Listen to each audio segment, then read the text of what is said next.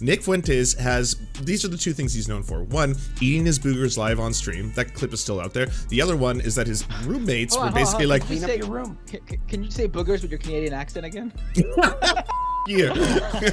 Anyways, so he apparently, according to his ex-roommates, he's like one of those big, like, he's a proud person who calls himself an incel, MGTOW, all that kind of stuff, you know, red pills. He calls himself an incel? He calls himself an incel. He has said on camera, it is gay to have sex with women. He like, these are the memes that he deals with. Yeah, I know. I didn't think it was real. Oh, it's real.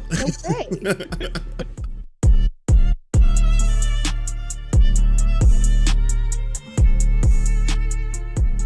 Everyone's already here. Are we ready? Yes. If I had known suggesting Leftist Mafia would have caused me so much stress. Yeah, right? I was Not like, to wow, mention... I didn't...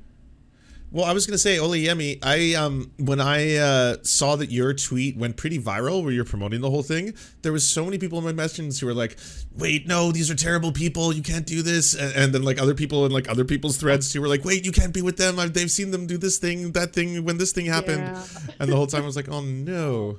I was like, oh my God, are we all human? You know, see, here's what sucks. No one was even levying no charges against my black ass. It was just being cahoots with True. No one charge against me. Like, media person commenting underneath because I thought that shit was funny.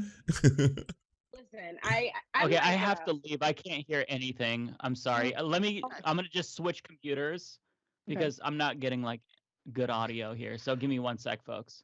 I thought he was literally like saying peace out, like he's not going to do it with us. I'd be like, actually, all now I gotta readjust everything. I'd be like, sir, no. The sooner you know, the better. Yeah, no, it's crazy. I was like, wow, people really will just fucking hate. Like I quote tweeted on one because I was like, wait. I'm literally, y'all know me from being on a right wing crazy show. Like how I'm in even if these people, y'all greatest indictment is that they're liberals. Yeah, that was the worst insult. How is that where unacceptable on my part, but being on the white supremacist show and is not? I don't get it. Y'all think it's a worthwhile use of time for me to talk to white supremacists. Y'all think I'm getting through to them, which I'm not, but y'all think so that's okay. But you don't think I would have better traction with supposed liberals? I said, this is some bullshit. I was talking to my friend. I was like, yo, they just be hating, son. I'm like, they're like, oh, I like what you're doing, but this is going to bring you down. Meanwhile, if y'all had done it and I not been it, they'd be like, why wasn't Miss O'Learn included? Yep. This was a beautiful opportunity to bring a black woman in. They could have had a really legitimate leftist voice. That's what I said. Hey, they just... I completely agree. Oleyemi, I never told you this. Like when I was watching your video on when you were on the Breakfast Club, there was people in the audience being like, "Oh, why is she doing this? Charlemagne the God has like accusations against him. This is such a bad idea." And I was like, "Is she there asking for relationship advice from Charlemagne the God, or is she there talking about prison abolition to millions of people, millions right now?" Honestly, like, y'all can't be for real. I'm like, y'all have to be reasonable.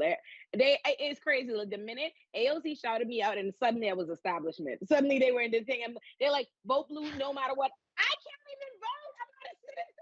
I'm not a citizen. Those are bots. I think those are bots. Please vote blue no matter what. I was like, that's crazy. You ain't vote. I've never voted for anything in my life. What do you think? I was like, this is really crazy. These accusations. They don't even get me on some shit I've ever done. Like someone said she sold out quick. I was like, for what? Did y'all get me a They check? called you a sellout. I was like, yes, they called me a sellout, son, a sellout. I was like, Wow. all right, so I'm just selling out for the free, just to kick it. I was like, y'all don't respect me. Like, I guess should we wait for Mike to come back, or should we just drop? Oh, wait, never mind. Now I get to reset everybody. Okay. Did you hear that, Mike? He was Lance was talking about going live without you, just leaving you in the dust. Yeah. I was like, we're a better team without him. It was like it's like when they take Joe Pesci into another room and tell him there's going to be some great with the mafia, right? All right. All right, everyone's here. Let me know when I can go back to this to this screen. Yeah. Are we ready to do this? Yeah. Yeah. Oh, I'm live, by the way. I just hope everyone knows. Oh, you're live right now. Oh, you've been Now live? I know. Did you all not know How that? long you been live? No, Like, we you didn't know, know. You- who was live? None of you said anything bad. None of the white people said the N word. We're all good. How long will we We are live? live. We are live. Oh my god. Bravo. There we go. Can you all hear me okay? Yeah. Yes. Okay. Yes, I can. Oh, okay.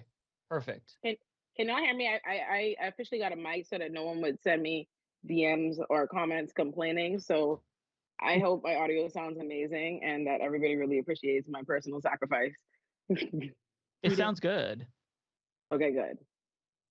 I'm just gonna turn my mic down. Just for turn my all of audience, y'all just so you up. guys know, I'm mirrored for some reason on my screen. I'll try to fix this next time, but you can see the letters are backwards. But the merch store is now live. Cool. Anyone's curious? Oh yeah. Okay. So maybe. national.com/merch. There Wait, you go. Look at that. you use a green screen, right? I use a green screen. Yeah. What gave it away? Because I see. Well, you're wearing the shirt. You're wearing. Oh, the I shirt. know. Yeah, With it the green affects letters, the it's not going to work when you want to promote it on It your show. works. That's the It point just- I'm trying to make. It works, but you see the background.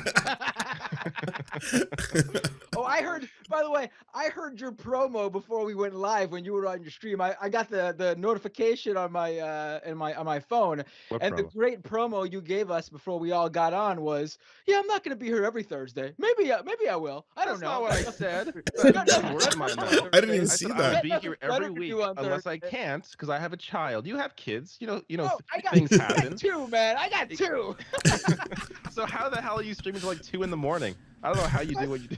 Because they go to bed and they know when daddy closes this door, you shut up and stay in your bedroom. It's powerful. It's powerful.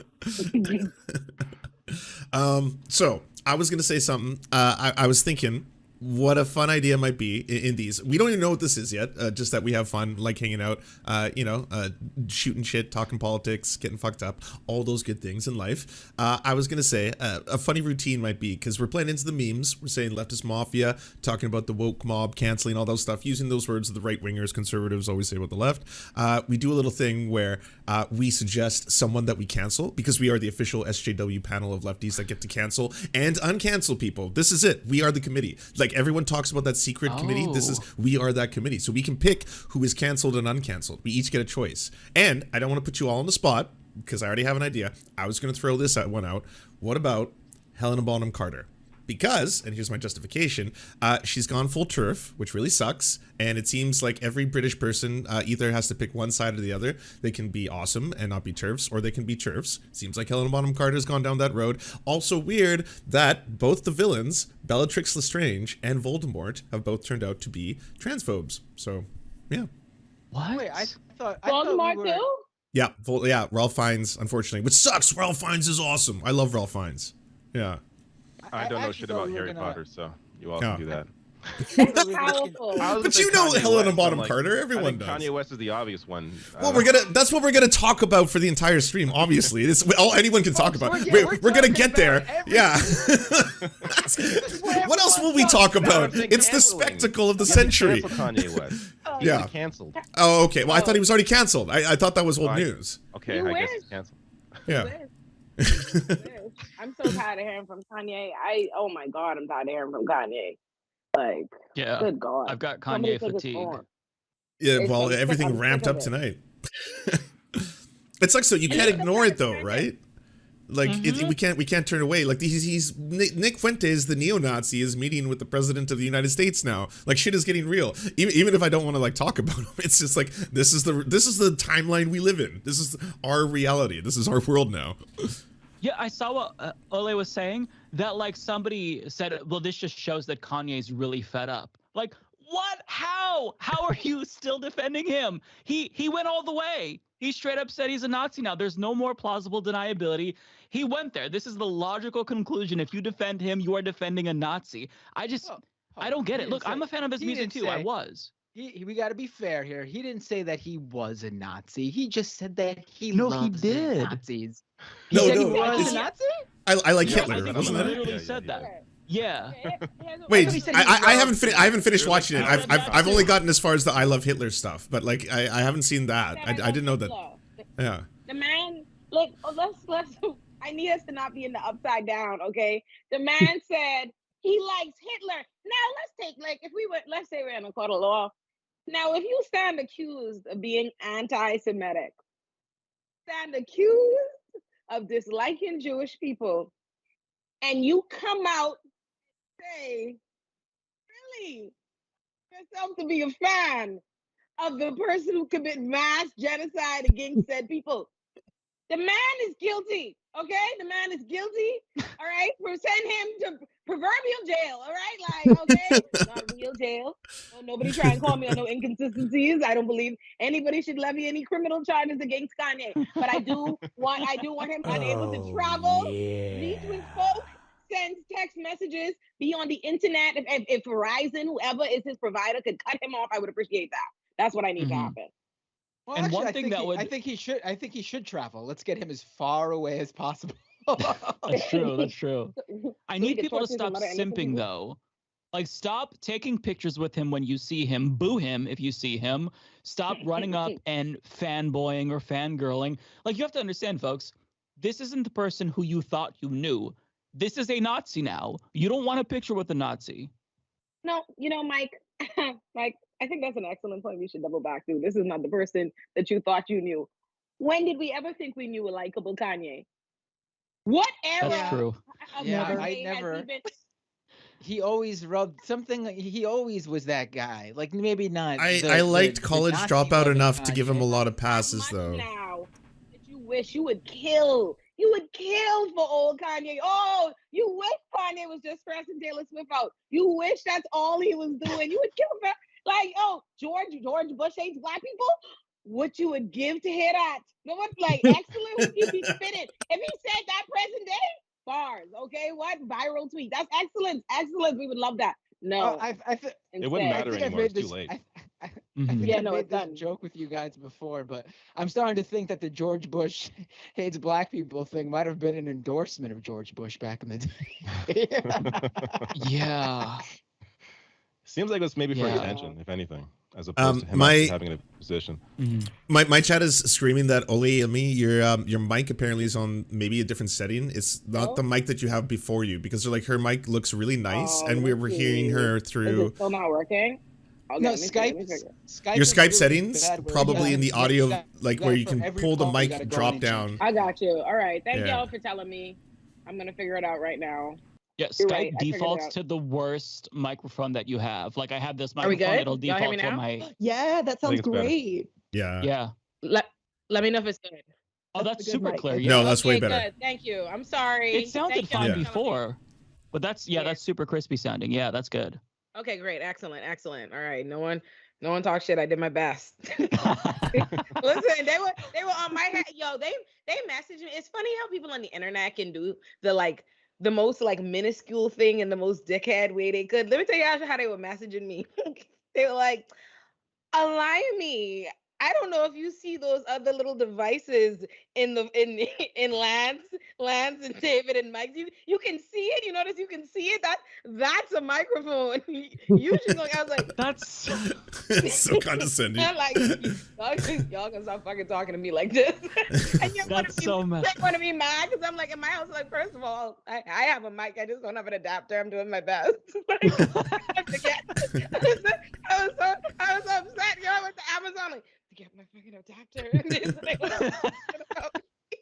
it's like, if it makes you feel any better, so the first 7 episodes of my podcast, when I first started it, I had no idea I was recording through my laptop's microphone. And on the very first episode, so I had a bearded dragon in my room, and we keep a cage with crickets. And so the chirping is just white noise. It doesn't register on my mind, when you're around it all the time. I didn't take them out of the room for the first episode. So in the very first episode of my show, you hear nothing but chirping and me from like a distance speaking with a microphone, but it's coming through my laptop. It was so embarrassing. And somebody finally, after like episode 5, they're like, "Hey, the audio that you're recording, it's not through your microphone. It's through your laptop." I'm like, oh my God. And all it took was me like selecting, whatever the microphone was. It was very, very bad. So you did way better than me. thank you. Your embarrassment does make me feel better. Thank you for sharing. Mike. Yeah. Funny how that works. We've come a long way. Yeah. Okay, one of the things I do want to say on a serious note when it comes to the situation that we were all just talking about is that, like, obviously this whole train wreck and this dumpster fire is one thing and one thing just to witness. But the fucked up shit is I really hate seeing Nick Fuentes' little booger eating, cum hunting, smiling face. And what I mean by that, by the way, is that he goes into his roommates' rooms to look for semen. He has a blacklight that he goes, because he's a weird neo-Nazi obsessed with like never masturbating. So he goes in other people's rooms with a blacklight to look for their semen. Yes, that's what his ex-roommates have said. Anyways, to see that neo-Nazi it's true. I can't tell if I'm being satirical because no. This is what okay. So I know I switch back and forth really fast sometimes. Oh, okay. So yeah. Okay. I'm really happy to put this out there and give you all a new revelation. Nick Fuentes has, these are the two things he's known for. One, eating his boogers live on stream. That clip is still out there. The other one is that his roommates were basically like, clean up your room. Can you say boogers with your Canadian accent again? Fuck you. I'm not gonna do this. Hey, we're not doing this. David, we gotta speak in code now, eh? Come on, let's do it. Wait, what are they saying? Anyways, so he apparently, according to his ex-roommates, he's like one of those big, like, he's a proud person who calls himself an incel, MGTOW, all that kind of stuff, you know, red pill shit. He calls himself an incel? He calls himself an incel. He has said on camera, it is gay to have sex with women. He like, these are the memes that he deals with. Yeah, I know. I didn't think it was real. Oh, it's real. Like, no way. I grow wary. I don't understand how someone like this, with all this video of them out there being like just eating your boogers on camera alone, like how does that not automatically just destroy his ability to have an audience, to gain any following? Like how does he go from eating his boogers to hanging out with Kanye West? Like how does that Alex Jones. So, the answer is Alex Jones. Goes up in his career from doing this shit. But that's the part that scares me, David, is that, like, fun and games aside, like, Nick Fuentes would never be on Jimmy Kimmel. He's a bit on Jimmy Kimmel now. He's on, like, the normies know about him. Like, the fucking people who never, like, you know, your parents probably would have never known about him. He's becoming a household name thanks to this. And because, that's again... a destructive thing. Yeah, they are smart enough to take advantage of this situation, to be like, holy fuck, this is one of the most prolific artists of all time. This is one of the most powerful black men in America. Like, let's use this opportunity now to raise our profiles in ways we never could before. That's the scary fucked up thing. He's loving every minute of it. There's a clip, the clip on Alex Jones's show where Kanye specifically says how he loves what Hitler did. There's a wide shot where you see Nick Fuentes, and this really like stuck with me. Like, Alex Jones is sitting there going like, this is happening on my show, and Kanye is doing this thing with his whole mask, his mask on, face covered. So the only face you really that has like a giant like glow on it is Nick Fuentes sitting there, huge smile on his face as Kanye saying this, nodding along, and I'm just like, that little piece of shit. Like, he's loving every minute of this. This is exactly, like, he didn't plan this, but everything he has done has led him to this moment. It has, the universe has somehow worked out in the favor of Nick Fuentes. And the thing is, make no mistake, these people do plan to find celebrities and use them for their causes. Like, that's true on both sides of the aisle, right? As they find celebrities and public figures that you think that have a platform, that are willing to support your messaging, and they align with them. Like, that happens on, like, make no mistake, that's very real. So it's not, you know, they're able to capitalize on it because they were always prepared to capitalize on it so quickly in the first place. And the thing, and this is actually evidence of why it's so destructive. Like, people like to engage in this silly conversation about whether or not, you know, Kanye is actually an anti-Semite, already believes it. Like, someone quote tweeted me today on my video saying, you know, if you've been supporting Kanye up until this point, refusing to believe that he's spewing anti-Semitism and he's a white supremacist, you should feel stupid, and do you? And someone was like, oh, you know, y'all are ridiculous. Y'all think he's really anti-Semite. He's just saying things to push back on cancel culture. First of all, that's fucking stupid. But beyond that, let's just say I accept the premise, right? Let's say I accept that premise that he is. that's a fucking problem. Like, that's not a mitigating factor, right? Because at the end of the day, I don't give a shit whether or not Kanye believes it in his heart of hearts. What I care about is the fact that it's anti-Semitic and you are spewing and galvanizing anti-Semitism. People who want to hear that, people who already believe that kind of thing, people who want to be able to have some kind of fake alleged rational purpose to it are going to take that and they're going to run with that, and actually endangers people. It's not like, oh, it's just a feelings thing. No, anti-Semitism, it leads to violence. It is a dangerous thing. Like the things that you're invoking, Hitler is literally somebody who committed genocide. So I don't care. We live in a real world where there are Nazis, there are neo-Nazis, there are white supremacists, the exact people that you are ingratiating yourself with, who want to hear that because that's the kind of messaging, that's what they want to carry out. And they want and they love an opportunity to take Kanye, a figure where people are already such a fan, he has a cult following, that they want to defend everything that he says and does. They want to believe that there's some good faith basis to it. So now they do that to anything he says. So now if he's spewing anti-Semitism, all these people are adopting and trying to find a way to rationalize and take these views, and you endanger real people. He's a really destructive ass bastard. Mm-hmm.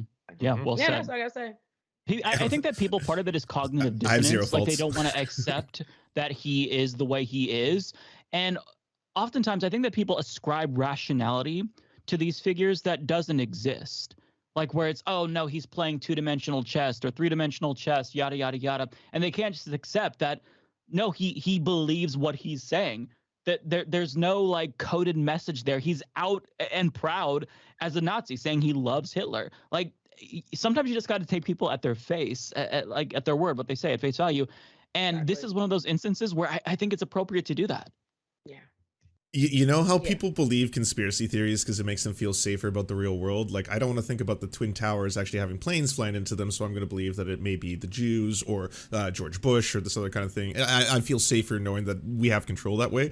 Part of me today when I was watching that Alex Jones thing was that, like, I would really love if this was a conspiracy theory where Ye was playing all of them, because this looks so bad on Tim Pool the other day where he had that really fucked up moment, and this looks really bad on fucking Alex Jones' show where he's having to dial it back. Alex Jones is the one being like, well, we can't praise the Nazis. We can go pretty far in what we say and do, but praising the Nazis is kind of like the line, right? There's at least a bar. So I know it's not real, but I wanted to believe that. Mm-hmm. Yeah, when you make Alex Jones look reasonable, right, that's when you're done. You've lost it. That's it. That's when cancel culture should actually affect you. Fuck this whole, cancel culture bad. No, if ever there was a case for cancellation, I think Kanye has met that criteria. And that's the crazy, unfortunate thing about Kanye. The only thing that's really sad about the Kanye situation is just to see a black man allow himself to be turned into a puppeteer in this way. Because, listen, that is a thing. Just in general, black people enter the room and they try and create the contrast between you of like, you were the wild, irrational, this is the next thing, whatever. So Alex Jones and them are always going to set themselves up to make, oh yeah, look at this extra crazy, like, here's the crazy, like, oh, you hear from Kanye, and then everyone who likes him, it's their job to try to parse out and weed and act like, there's some genius to it. But that's always the setup. Like, that's the thing. No matter what he does, Kanye, even in his good days, right? Let's think about it. Even a call back to the George Bush days, it's never gone good for Kanye when he enters these kinds of rooms in terms of how he is presented, whether or not he was saying something on this side of the aisle or the other aisle. They would always create that dichotomy between it. So it's just sad to see him allow it to be used and weaponized in this way, and he's a part of it. Like, he's in on it at this point. Like, all right, yeah, like let's do this, and then we gonna sit here, because let's make no mistake, Alex Jones is not above and better than any of that rhetoric. Like, not at all.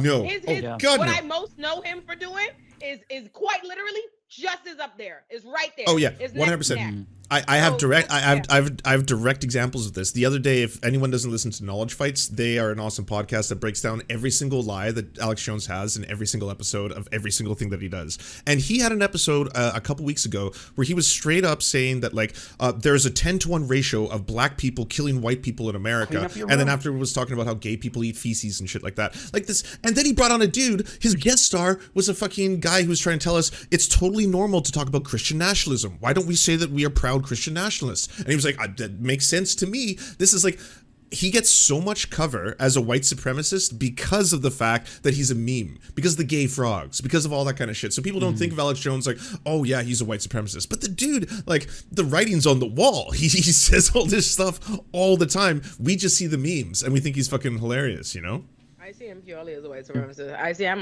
on Black Twitter. I don't get no. I never seen an Alex Jones memes in my life. I know him purely. That's all I literally exclusively Alex Jones batshit crazy white supremacist.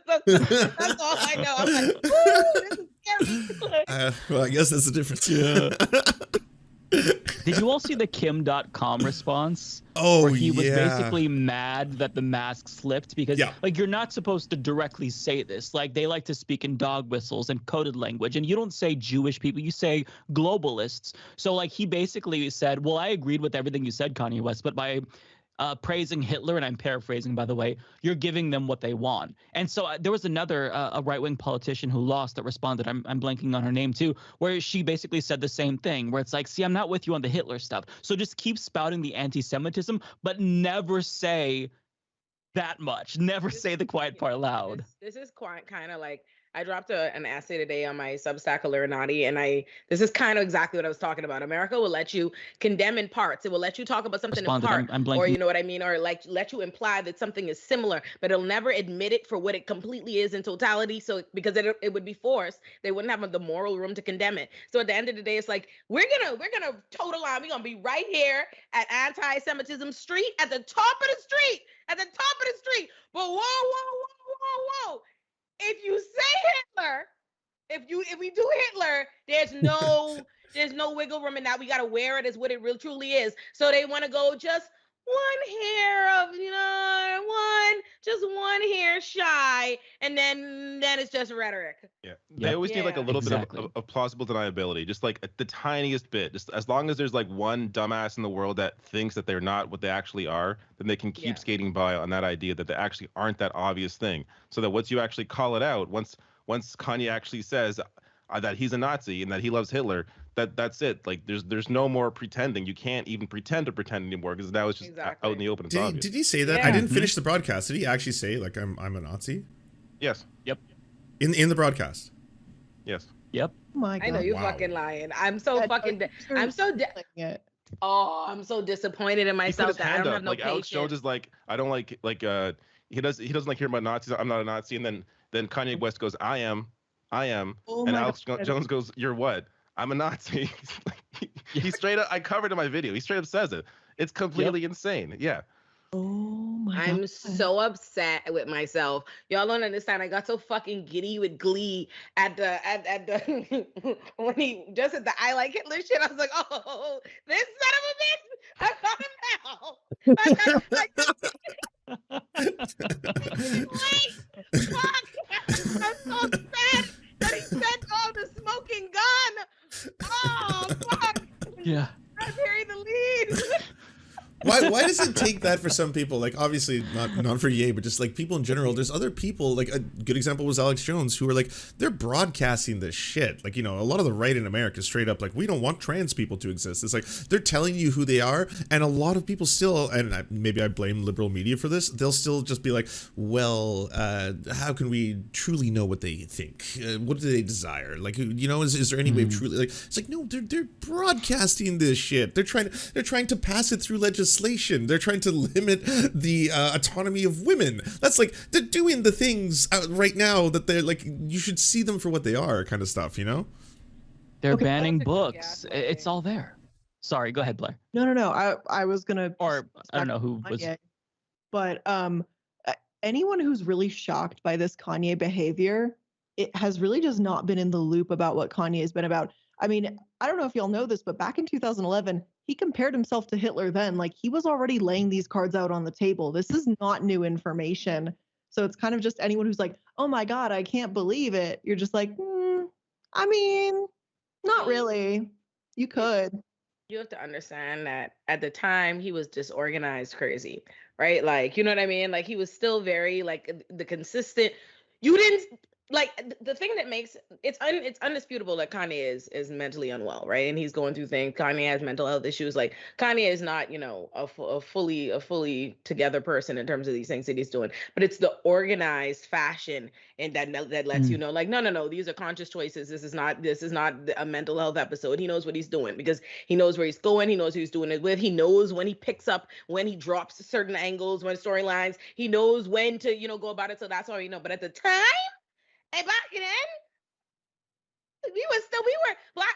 You have to understand the reason, black people love Kanye, right? Like, we're not just gonna, as a community. I don't mean when I say we're as a community, not me, because I fuck Kanye, right? Like, but as everybody, not gonna just let go of Kanye. Like, we're deep in the he ain't been right since his mama died excuse. 2011, that's the beginning of he ain't been right. His mama just died. No, we was in the people weren't trying to hear that then. Like, we have to understand, there are black people still riding for Kanye. Even the ones, even the ones who are against Kanye in terms of what he's saying.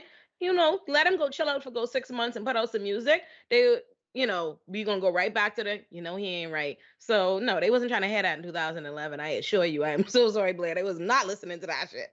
He might have still been with black women in 2011. Nah, we wasn't trying to hear that. Like, I just think more from like, there's a lot, like when I covered Kanye West about a month ago in an episode, I thought this was it. I didn't think it could get much worse, which is why I'm like, oh, here we are a month later. And I'm like, oh shit. But a lot of white folks, myself included, are not super keen to a lot of that information. And sometimes it's also, in a weird way, hard to translate it to be like, hey, by the way, lots of folks already know about this. It's just not like our community that already is aware of it. And sometimes I think that falls on us because we either don't know how to be aware or just don't care until something goes absolutely through the roof like this. But there was a lot of people who didn't know that was even said all the way back in 2011.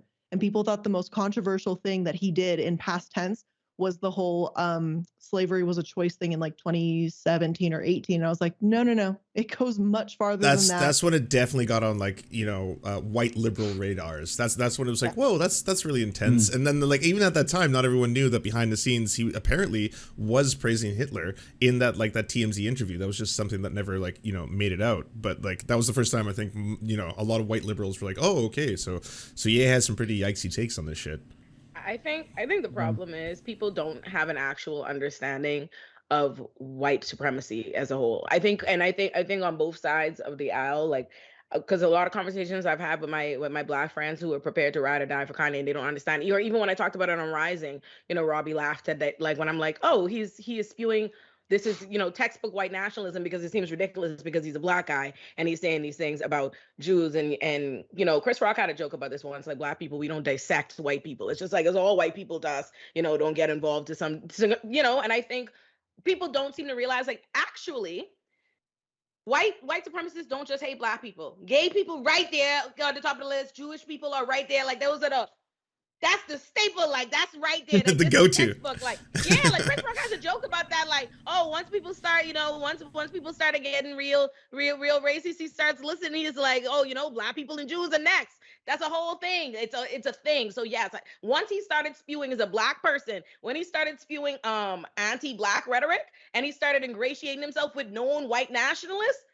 To me, goes without saying, the next thing we know anti-Semitism is coming because that is when they teach it to you in school, like, hey, what do white nationalists believe? What did the Klan believe? Who did they hate? Who did the Nazis hate?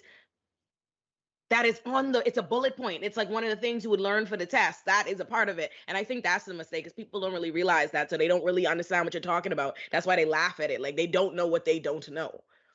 Mm-hmm. Yeah. Online, there's a lot of overlap with misogyny as well. Like there's like, you can see this intersection between a lot of the like men's rights, MGTOW, red pill communities, the Andrew Tates, all that kind of like, oh God, we got to fit, you got to be a big fucking top G, all that shit crossing over with like actual alt-right neo-Nazi shit too, where it's just like a lot of disrespect towards women, misogyny overlaps with this, and these communities can find, similar beliefs and stuff in the same circles, which also really fucking sucks because it's also so popular. Like the thing that I hate is that like the Andrew Tate Tates, and before he was like, you know, banned off social media, all these motherfuckers get so promoted by algorithms on YouTube and other shit because this stuff sells. It keeps eyeballs on it. People want to watch controversial shit, edgy shit. And if you got a guy going on there, or so like, you know, it's like, Ye's being racist.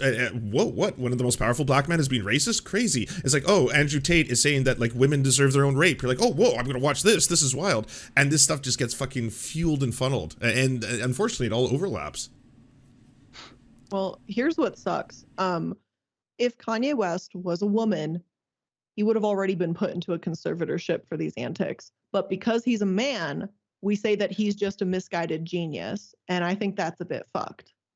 I've never heard that take before. I mean, I have heard that there would be a certain difference for sure.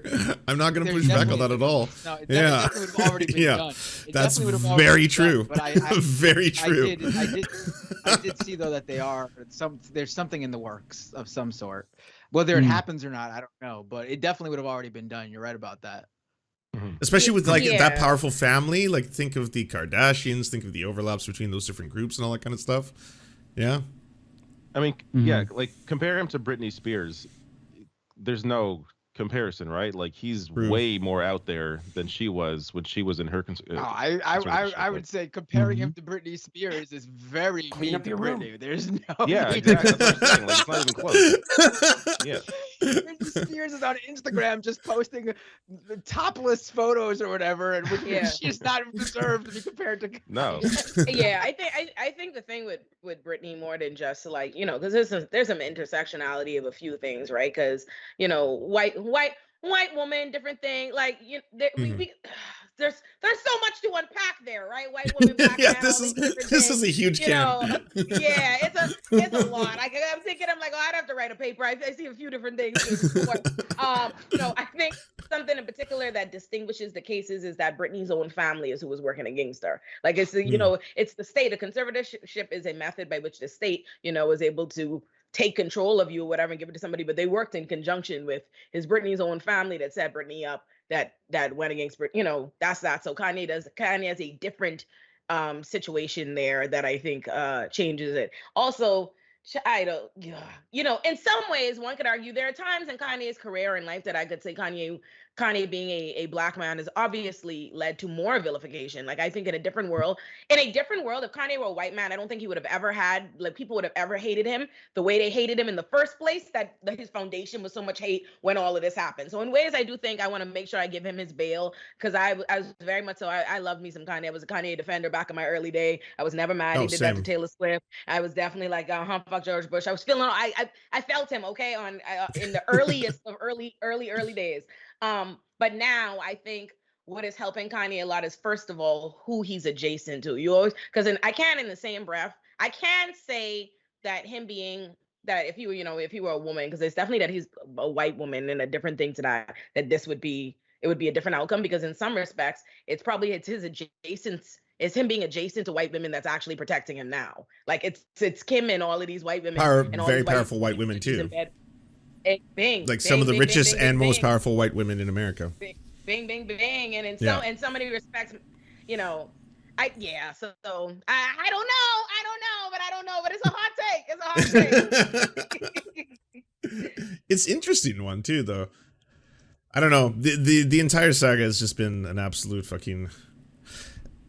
It sucks because, again, all we've been doing is talking about, like, you know, a lot of the things related to the memes and all that kind of shit, but part of me always just, like, I can't get the image of a smiling Nick Fuentes and a smiling Alex Jones, slightly nervous. I don't ever see Alex Jones ever fucking nervous on his show, but slightly nervous that, oh, we're going too far. But Nick Fuentes, not nervous at all. So happy. Huge grin. This little fucking 24-year-old, again, cum hunter, is so excited about what's happening, because it's just like, this is the greatest opportunity of my life. I never would be in the top trending of Twitter. He was fucking top 10 for a little while, had it not been for this shit, you know? That's like one of the saddest things about this entire story. Once everything is brushed aside and everyone is just like, oh well, this is a train wreck, no question. It's like, but you know who won? Because we all lost. Everyone loses. There's no benefits here, you know, between like you know, people who are opposed to anti-Semitism, people who are opposed to neo-Nazis, people who are opposed to white supremacy, all that kind of stuff. The winner is the fucking neo-Nazi, and now he has a way bigger platform to do his shit from. Yeah, definitely. I think we killed that topic. Yeah, I don't know what else to say. I mean, we could go on, I'm sure, but I feel like, damn, this is grim. This timeline is grim. Okay, so why don't we talk about happier things? Why don't we talk about the dude who trades horses for sexual favors and his empire collapsing in real time? Who is that? So this is a guy who bought a $44 billion midlife crisis. It's basically like a sports car or like a much younger concubine, except that we are seen from the POV of the sports car. That's the experience that we're all having on the internet. You still haven't picked it up? Did you don't? I can't believe. No, you're fucking with me, right? Elon Musk. Oh. Yes. Like horse? Oh, the horse thing. That's the right. horse like just threw everything off land. That's an old story now. We should not let him leave that though. He's a monkey torturer. He has economics. He believes in trading horses for goods and services. Come on. I mean, I'm sorry. Where do we start with Elon Musk? I don't even know. Lord, Elon. Oh, Yeah. now I'm upset again. What about him? He exists. Immediately, I want all the smoke. Like,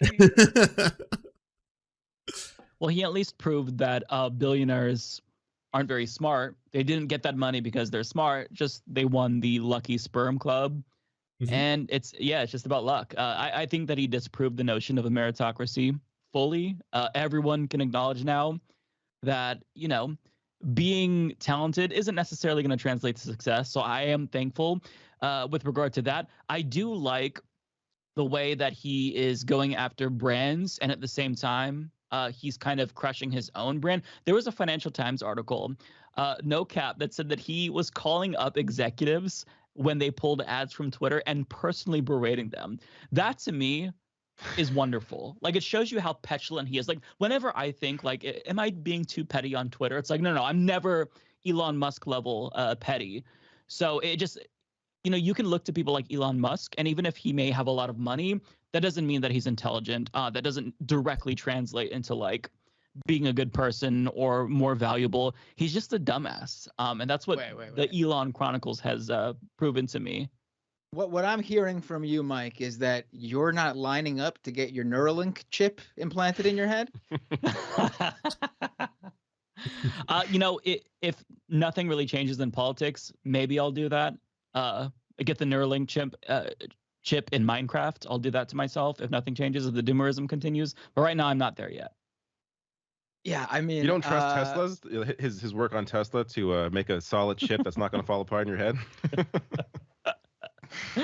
Yeah. I need a little bit more tests. Although I did see that he was going to get the chip himself. I don't know how true that is. I mean, he probably won't, but apparently he wants to do it or something like that. Yeah, I would encourage him to do that. That'd be great. Put it in Tucker Carlson also. You know how you can tell when someone has a Neuralink chip in their head? Their face will suddenly burst into flames. They'll start running into children and yeah. Right. Start running into children. Like World War Z style. Yeah. Oh my god. Yeah, I was also curious. I don't want to change the subject if you all want to stay on Elon. No, go nuts. There's no rules. This whole thing is just saying we're figuring out as we go along. Okay. Yeah. So I discovered something that I'm for some reason fascinated with. Spider-Man is real. There is a pro-life Spider-Man, and I saw he was on Tucker Carlson, and he scales buildings to get out the message that abortion bad.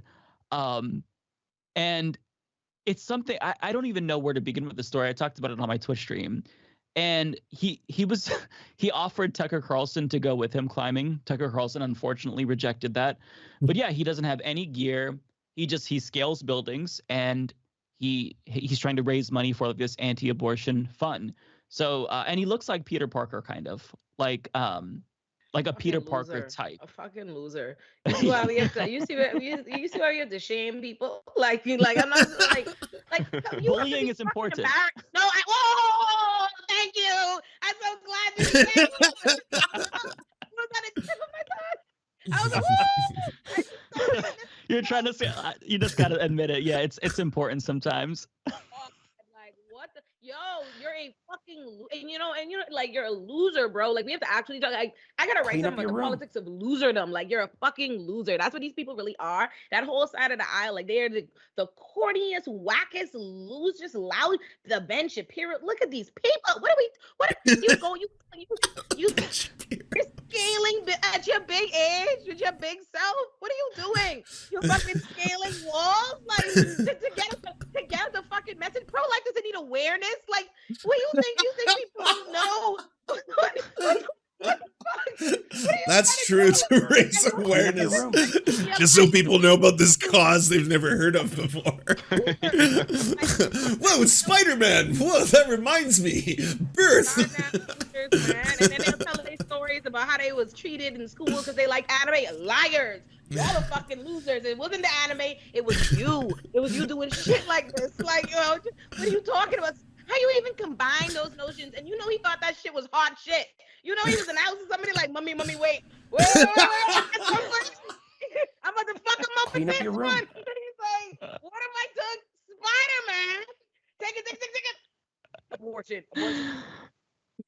Like, a loser."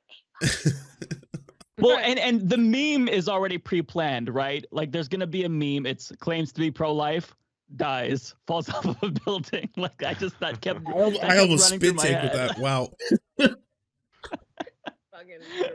Claims to be pro-life.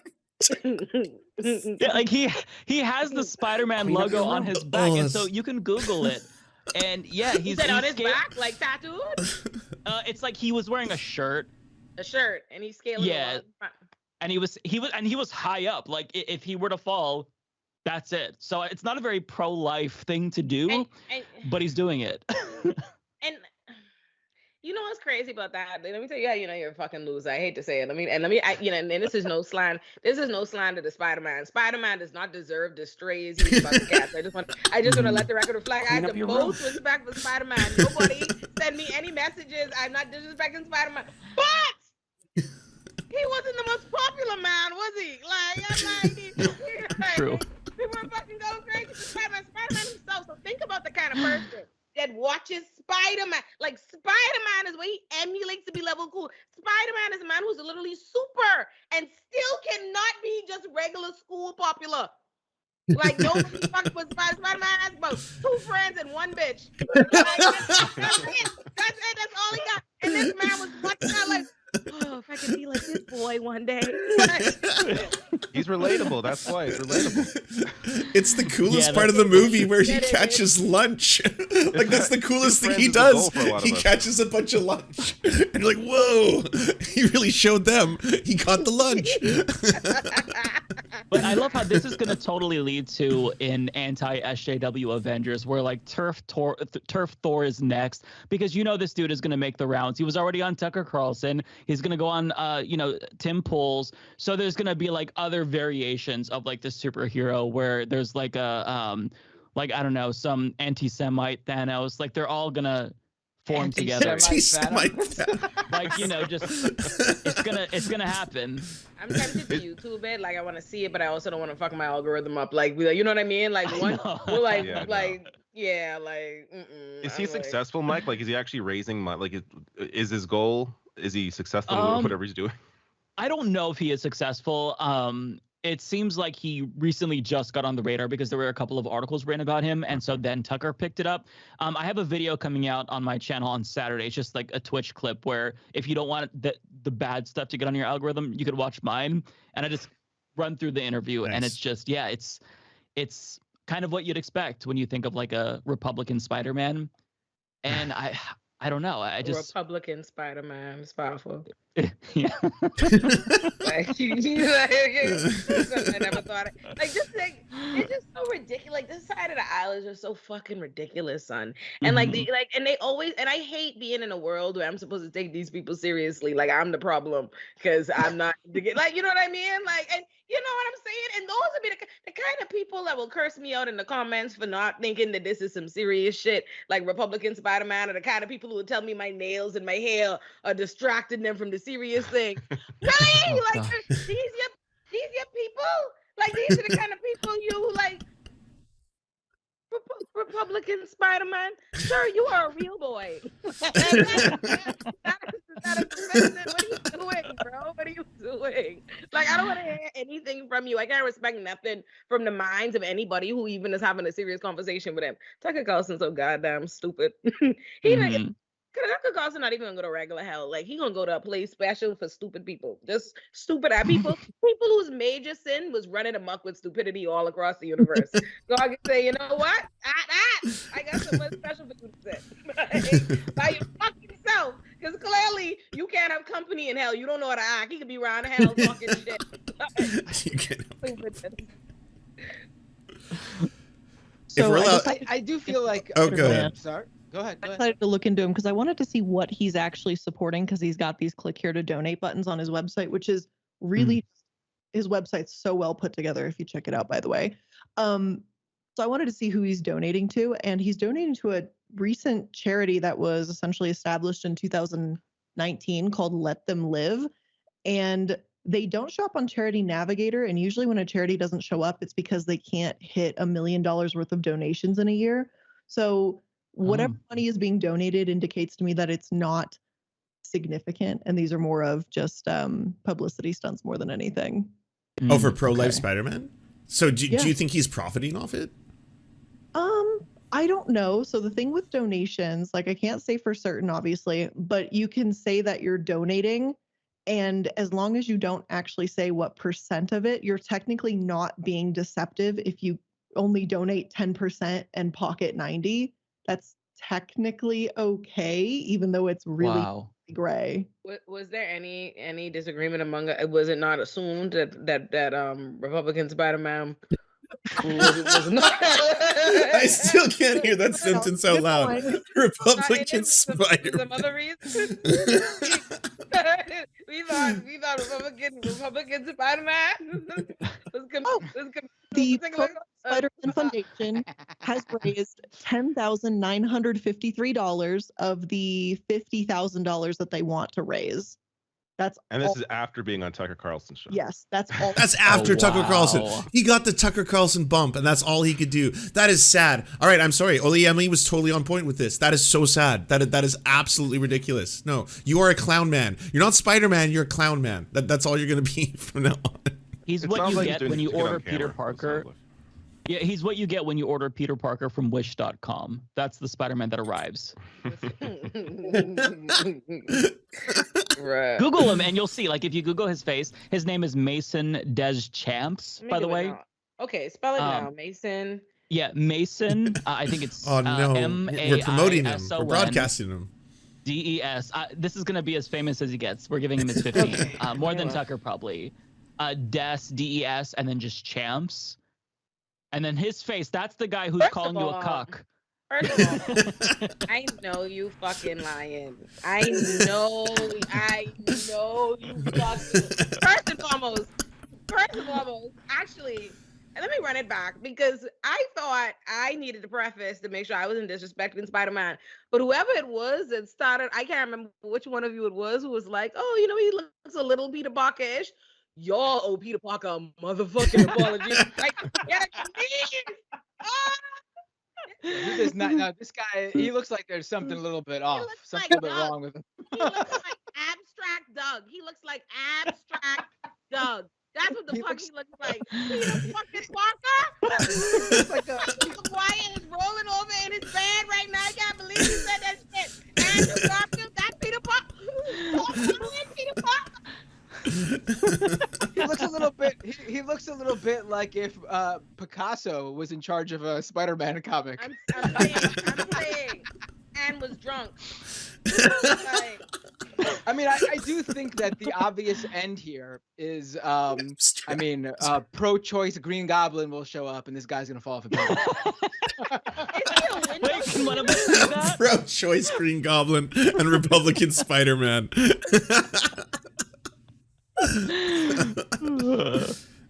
Yes, Green one New of Deal us has to Goblin. be. Yeah, one of us has to step up. I don't understand. Yes, I that's don't true. really This is a calling. I'm looking at one of the Light the videos. banners. So I personally am perplexed as to the messaging, right? I guess since now I'm forced to have to engage this is a real thing. I'm into deep now, right? Nah, you can't look away. There's a video, and the man is hanging from the window like a chimney like a chimney sweep. But anyway, and I assume he's not talking. Then there's no audio. You know what I mean? He's from a fucking on the side of a building, and the caption says the fight is still raging. Conservative media, for whatever reason, has yet to pick up on this story. I want to meet my goals. If you want to hear me, share this video. What the fuck is the goal? What is he talking about? He's like, just like abortion, #abortion, #let's go Brandon, #. He's dropping Brandon. Is he doing this while he's climbing? He's like Republican Spider-Man mid-climb while he's like fucking putting this on the socials. Got a gram. Like, what are you trying to bring awareness to? What's your goals? This isn't like his personal fight. He don't got no bitches. I know this. No one's pregnant with him. Like, this is not. Okay, could you imagine trying to describe that? I was like, hey, I'm sorry, I gotta take the day off. I'm ascending. It's like you're doing that shit again. You're climbing fucking buildings again. You're like, why? Everyone laughs at you. I can't with that. Does this seem like somebody to the top of their problems list is about whether or not women is having his babies? Yeah, it definitely seems a lot less like a Republican Spider-Man and a lot more like a Diary of a Wimpy Republican. Yes. Ooh. Yes. He do look like that animation. I feel like I'm bullying a middle school kid right now, but it's also warranted. Like, he probably hasn't been bullied or like told by his parents to stop. So maybe we're like that parental figure in a way. This is how I'm rationalizing just being a dick to someone, but I kind of feel like it's deserved. It's just so bizarre. It's weird because like the amount of effort and dedication it takes to be able to scale a building like that takes work, right? Like, so he dedicated himself to be able to free climb, and he's this fucking stupid. Like, it's just so bizarre to me. Like, if you have that in you to be able to do something that is so impressive, scale a building, that's impressive, but then you're also a hateful piece of shit and you're a moron. You can't get laid and you scale buildings. Like, that's some fucked up shit. Like, that's crazy to me. Hold on, I'm gonna cry. I can't wait. I can't wait to learn what this is. I can't wait to learn what broccoli. This was too much. Is there? Your laughter is making me laugh, and I'm almost crying. Imagine you call your mommy from jail. Wait, what? I don't think. Can't even hear what you're saying. You call your mommy from jail, like mommy Mommy, I was on the roof again. I'm sorry, Mom. Climbing. I see that. Yeah. It's my calling. I had to do it. The walls like Spider-Man. I'm Spider-Man. That means that you literally got locked up for doing fuck. They don't even know what the crime is. I don't know if it's like it has to be against the law. This is some bullshit. Lock him up. Oh. Get him the fuck in the back. I can imagine his mom was just like, "Oh, what were you arrested for, sweetie?" And she's like, "Oh, please be drugs or something." He's like, "Oh, climbing the building." She's like, "Fuck." Not again. Were you naked this time? No. I was wearing my Spider-Man costume. Definitely not the Republicans. He can't be Spider-Man, period. Apparently his parents are alive. Damn. And be so embarrassed. That is saying Republican Spider-Man is what happens when you dump intelligence for strength. That's high ratio. You can probably chart it in a graph. He is agile, I suppose. I suppose I can't take that from him. Yeah, that's a great point. Yeah, child. That's hilarious. Oh, I can't handle it. I'm like, I have tears in my eyes. Ridiculous. Republican Spider-Man. if we're gonna make fun of like movies and shit, can we also make fun of Super Mario? Did any of you see Super Mario? Oh my god. There's a movie? I saw the There's a trailer. movie? There's a I gotta new. say, it's looking I think it so looks good. except for the main actor's voice. And also, I gotta say, Yes. I'm not feeling Luigi's voice either. I'm sorry. Everyone else Oh. sounds great. Everyone It's else just- sounds great. Okay, this thing that came out 2 days ago, that's what this is? Okay, so let me- if y'all don't know, I'll give a really quick recap. Chris Pratt was hired to be Mario. Everyone made fun of him, and they were like, "Yeah, Chris Pratt can't do Mario because he doesn't act. He's just Chris Pratt as Chris Pratt and everything. It's Chris Pratt except he's a guy who works with dinosaurs. It's Chris Pratt except he's a spaceman. Stuff like that." So he released this Instagram where he's like, "It's me, Mario," but it won't be like that. It'll actually be the real voice. And then everyone's like, "Well, Chris Pratt's gonna fuck this up. He can't be Mario. This sucks." The trailer comes out, and obviously it's just Chris Pratt, except now he's doing a weird half Chris Pratt, half Brooklyn accent, where he's like, "Whoa, Luigi, get over here," you know, shit like that. Like, what is going on? Mushroom Kingdom. Yeah, here we come. Whoa, forget about it. That, You know, that didn't sound so bad. If he sounded like that throughout the whole movie, maybe I would like it a little bit more. But it seems like he somehow only sounds good doing that one line. but did any of you watch the French or I was Portuguese just dub? gonna say that. Because Yeah, my they got good word, voice acting yeah, for those, that's yeah. Mario. You know, it's like, "Haha, allons-y," and you're like, "Whoa!" out of nowhere. Okay, so I'm I gonna watch the wonder French though, like dub. 90 minutes of hearing, "Ah, woo, woo, woo," like, wasn't that annoying? Like, That's true. I would Chris tire Pratt's pretty voice fast. isn't great, but I don't think it's like it's not going to get in the way.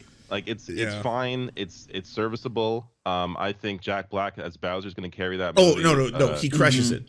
In fact, I think it's hilarious that Jack Black did so well, considering how bad Chris Pratt has done. Because it juxtaposes, like Jack Black has a passion for this shit. He's like, "I love this franchise. I'm gonna be Bowser. I'm gonna give this for my children. I am Bowser." And it's like, whoa, and you're like, whoa, okay, all right, Jack Black, you crushed it, no question. It's Yeah. I mean it's tough. Like there's because if you have the Mario voice, like that high pitched Mario voice for 90 minutes in a speaking role in a movie, I don't think that lands. Like that's got to be annoying. So it has to be toned down a little bit. I'm sure there's a better version out there in the world than Chris Pratt's, but it's not so. Like I think my feeling is the writing is going to carry the movie. It's going to be good enough. It's going to be, I think, a fairly good animated film. It's not going to, I think, blow people away, but I think it'll be good enough. I'm excited for it. I mean, that's just my opinion. I'll watch it. Yeah, for sure. I'm looking forward to Chris Pratt's Mario scale the Mushroom Kingdom castle in order to raise money for pro-life causes. And that's what we call a throwback. Republican Mario, baby. Republican. I mean, to be No fair, more Mario doctors. probably Here would be we Republican. come. Mario was supposed to be played by like an Italian American. No, they didn't feel no kind of way about that. Isn't Mario? Matt Binder, are you What is- Italian? I don't. what Do we about have an the- Italian on the panel? I am Italian. You're part Jewish, right? I am both Italian and Jewish, so I am very relevant on this episode. So, That's true. You are the intersection. We found the intersection. So they didn't feel no kind of way. Like Mario, no one had any pushback on those grounds. I don't get in white people business generally, so I missed this controversy. but like, but I feel like if it were me, if Mario was Canadian, this would be a problem. Like I feel like I'm like it's not giving that Chris Pratt. It just feels very random, very. I watched her. Yeah, it sounds like Chris. Yeah, Pratt. a lot of Yeah. anti-Italian racism just passes in this world, doesn't it? Just laugh all the time. Fredophobia. We don't tolerate Fredophobia on this show, by the way. I just hope you know. Oh, somebody man. thought that I was Italian. Roller Dragon says, "Isn't Mike Italian?" I'm Portuguese. Português. David Yeah, is I could too. see. I could see that. Portuguese. Because your last name, I could guess that. I could see that. I could see I'm Mhm. how half you feel, Portuguese, Mike. so we're Portuguese. You're half brothers Portuguese? I Yeah, didn't we know are. that. Yeah. Oh, wow. What's the other half? there. White. I was just about to say. I was But on which of the wrong whites? side. There's a lot of whites to go around. I don't, my grandparents were born here. That's like if you go really back, it's like I think English, French, but Okay. Mm. I had no connection to that. Lots of white stuff over there. Mhm. Blair, I just be staring at your thing because like there's no way for me to know how you're reacting, and I'm just like, let me look at this little eye and see if it give me something.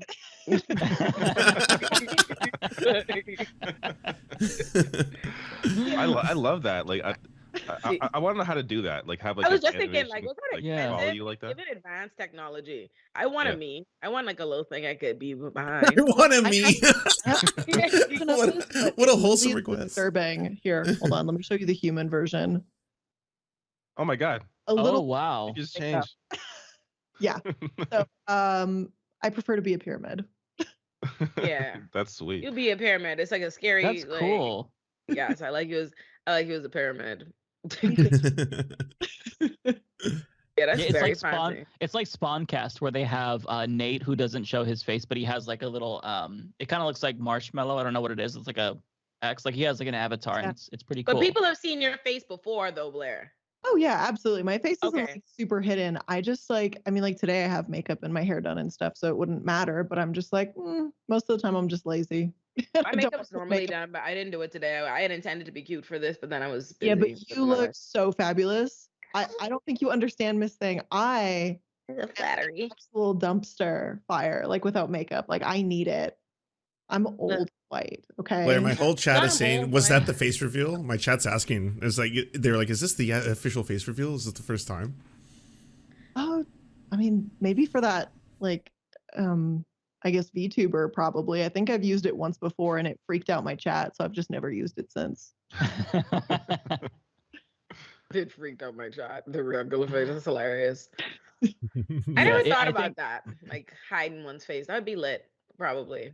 I feel like Do you if not, I could do go you not know about back, that I whole would section do of the that. internet?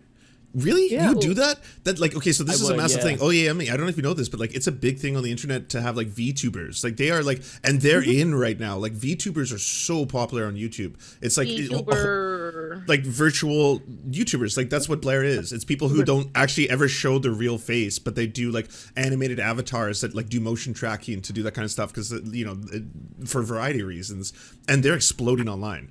Yeah. I can't. The only reason I can't be a part of that is because I need to be able to call people pussy, like respectfully, like on Twitter. You know what I mean? Like, You think you would lose that power overnight? Yeah, that's my bag. Like, what? You're from Biden Anonymous. Come fuck you. Like, you. What is that shit I see in there? It's like for the sole reason. Like, I'm very like I'm trying to transition into stop cussing people out, but I'm very like, hey, come fight me. Like, actually, you talking about me? Come fight me. And I just, like, it's lost energy. If you can't see my face, I want you to be clear. Look me in my eye and please understand that I would fight you. like the only reason I'm cursing you out on Twitter is because in real life I beat your ass, but I can't. So that's the only reason. I'm like, I can't be anonymous because I need to have all this base. Also, probably the Hill Rising wouldn't allow just like an avatar sitting beside Robbie there. Like That would be Yeah. what would wild. that look like? I'd be lit. I can only imagine that I'd be received like honestly they might prefer like if like a thing of me rather than the real me ever having seen me. They might have responded better to that. Like, I could see it going over better. Have they brought you on again, or? Since we last, I think they just actually asked me to go on. I'm gonna go on Tuesday to talk about Rikers. Oh, nice. Nice. Yeah. Hell yeah. You know, Right my on. usual. Yeah. Nice. Hell yeah. Yeah, I think my last time I hosted was like September, I believe, right? Or September, October. Honestly, the way the days and the year, I feel like time hasn't made sense since 2020. So That's I true. never know when anything was. So I'm like, Or 20. I try to Yeah. judge things by hairdo. And if I didn't change my hairdo enough recently, I'm like, I don't know when that was. I think it was September.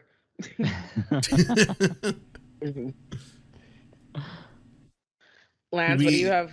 Well, I was gonna ask, should we actually talk about that? Should you? Because we haven't really talked about anything serious. I feel for the last little while. Should we get you to plug? I know you fucking lying. Kanye must have just tweeted. Did y'all see this? Yay 24, love everyone. Look at this. Oh my God. What? I know. Listen, Hold I on. know you fucking Wow. lying. Wow.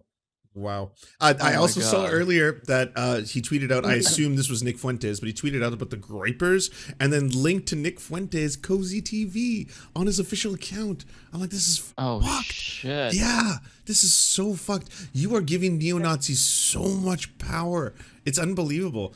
And one of the things that I was doing on my show not too long ago was like trying to go through the history of when white supremacy in America especially was really, really starting to ramp up. There was this amazing alliance between black communities and Jewish communities where like a lot of people don't know this, but MLK, during that infamous speech that every Republican likes to fuck up and talk about like, oh, this is what it really meant kind of shit, the opener for that was a rabbi. There was an alliance between both Jewish communities and black communities at that time because they were facing white supremacy. And then it was like they were banding together. The only people who benefit from Jewish people and black people fighting each other is white supremacists. That's it. That's it. On Like, God. that's on the God. only one. On Yes. on God. First of all, and this is my thing. This whole, as a general rule, and now I want to say this, there are obviously the black people who love Kanye so much that they are, embracing foolishness. But for the vast majority, recognize that this is nonsense, and also recognize that this is revisionist history, all this stuff they're trying to say between Jewish and black people. Everybody knows Jewish and black people are cool. Like this is just give me a break with it. Come on, we know it, and it's like even beyond just like historical facts, right? Because we know that there have always been traditionally been an alliance between those communities. But even just pop culture, even on our pop culture, we've referenced that. You watch Girlfriends, Tony's husband is Jewish. You know what I mean? And they talk about that, like it's in that. It's a thing. It's a well-known thing. So it's just ridiculous to see them trying to switch up now and suggest, that there isn't this kind of communal alliance between the two. And unfortunately, the thing that people forget, the whole purpose, I was saying, they think these aren't on face value. They don't think they're harmful tropes. They're like, oh, this whole, Jewish people run the world thing. I'm like, bro, listen to me. You don't think, as like you take a traditionally oppressed group and an oppressed group of people who have literally been the victims of a genocide, persecuted people, XYZ, and then the groups that want to persecute them are the ones now trying to create a division between these two different groups and saying, oh yeah, actually your group has nothing. Like these tropes are intentionally done that way to say, oh, black people have nothing, and then trying to say, oh, the Jews have everything, they actually can control it, everything, and trying to direct ire over there, all the while you're leaving the white supremacists to busy themselves with all the white supremacist shit they want to do in between the two. It's just like, oh my God. And I researched it actually. The CEOs of the majority of a lot of the largest banks and Wall Street firms happen to be Irish. And then I went down this rabbit hole. Actually, it turns out the last two Democratic presidents have also been Irish or part Irish. And then I went deeper into this rabbit hole and I found out that a lot of police in America actually happen to be Irish. And then I was like, oh my God, why has no one asked the Iris question? Because it's lying right there before all of us. It's laid itself out. But like on the surface, when you hear that shit, you're like, oh, okay, but that's silly. You would never say that. That's cartoonish. You wouldn't be like, the Irish are secretly trying to control the world, and the Irish are infecting politics and infecting media and all this kind of shit. Like the vast majority of news corporations in the United States are not run by Jewish people. There is a larger percentage of Jewish people in Hollywood. There's a lot of history behind that. It's not because they're trying to control the world. It's not. It's because in large part they were persecuted, and this was one of the fields in which they could work in. So there's a lot of if you look at it like that. But no one ever asked the Irish question because it's absurd. If you were like, and then once you realize that, you're like, don't you get it? Then the anti-Semitic conspiracy theories make no sense. Also, it starts from a ridiculous position in the first place, because at the end of the day, what is the argument he's making? This whole argument is the reason, and what he's couching it around, that Jews control everything, is to say, okay, they're causing me harm, they control everything, so they're able to stop my bag and stop my money. Well, let's pretend that's even that's even the case. They have the wherewithal, and that's why Why though, bro? Like, were you like, let's say the Jewish community just decided to become now? What the fuck were you doing? Like, so you were spewing anti-Semitism. So now your big issue, your big gripe for why the Jewish community is bad is because they don't like that. They're not fucking with you spewing anti-Semitism. I'm so sorry. Well, I'm like I keep and like the arguments and the straw man of continuing it to compare it to, oh, no one was upset when he was spewing anti-blackness. Are we living in a mythical universe where we act like the communities that are most upset about something isn't upset about the thing that impacts them the most? Black people are who are going to be the most upset about anti-blackness. And if we as Black people have continued, we are the ones, like, we're saving Kanye. You know what I mean? We love Kanye. We're going to defend Kanye. We're going to cape for Kanye. We're going to keep, coddling Kanye and making excuses for Kanye. Why are non-Black people going to be the ones to cancel him for anti-Blackness? Are we living in a world where we pretend like everybody else, our eyes, care about anti-Blackness more than us? Like they don't follow our lead on that? I'm like, not because we fail to punish him for anti-Blackness makes the Jewish community wrong for not wanting to tolerate his anti-Semitism. Like, no. Yeah, that was a weird ass thing. Bullshit. That was such a weird angle. It's like Blair brought up earlier. It's like I think that, like, maybe white liberals tuned into this around the TMZ anti-blackness arc, but like, yeah, that's such a strange thing to like lay at the hands of the Black community to be like, well, did you not already check Kanye? And it's like, well, what the fuck, Right. And to put it on Jews, it's like, what is your argument? Oh, the white people didn't care. Like, white people overall, not specific to Jewish people, or white people overall did not cancel him for anti-blackness? No! We know that! Like, why are we acting like white people are like, is this new? Is this new? Like, do you know white people to just be out there? If that were the case, if white people were out here matter about anti-blackness than you, we wouldn't be talking about anti-blackness all the fucking time. What are you talking about? I'm like, do you think I'm like the white people? I'm like, white people do not let their aversion to anti-blackness get them to like oppose real serious shit. Okay, like they defended police and all kind of other shit. You think they give a fuck about Kanye saying some anti-black shit? The fucking president be saying anti-black shit, and they be like, yeah, I like that.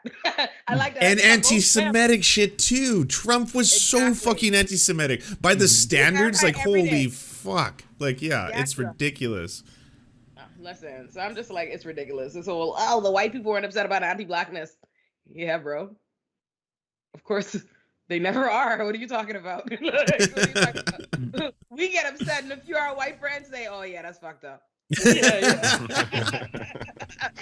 That's how it goes. Like, what are on your shelves, Lance?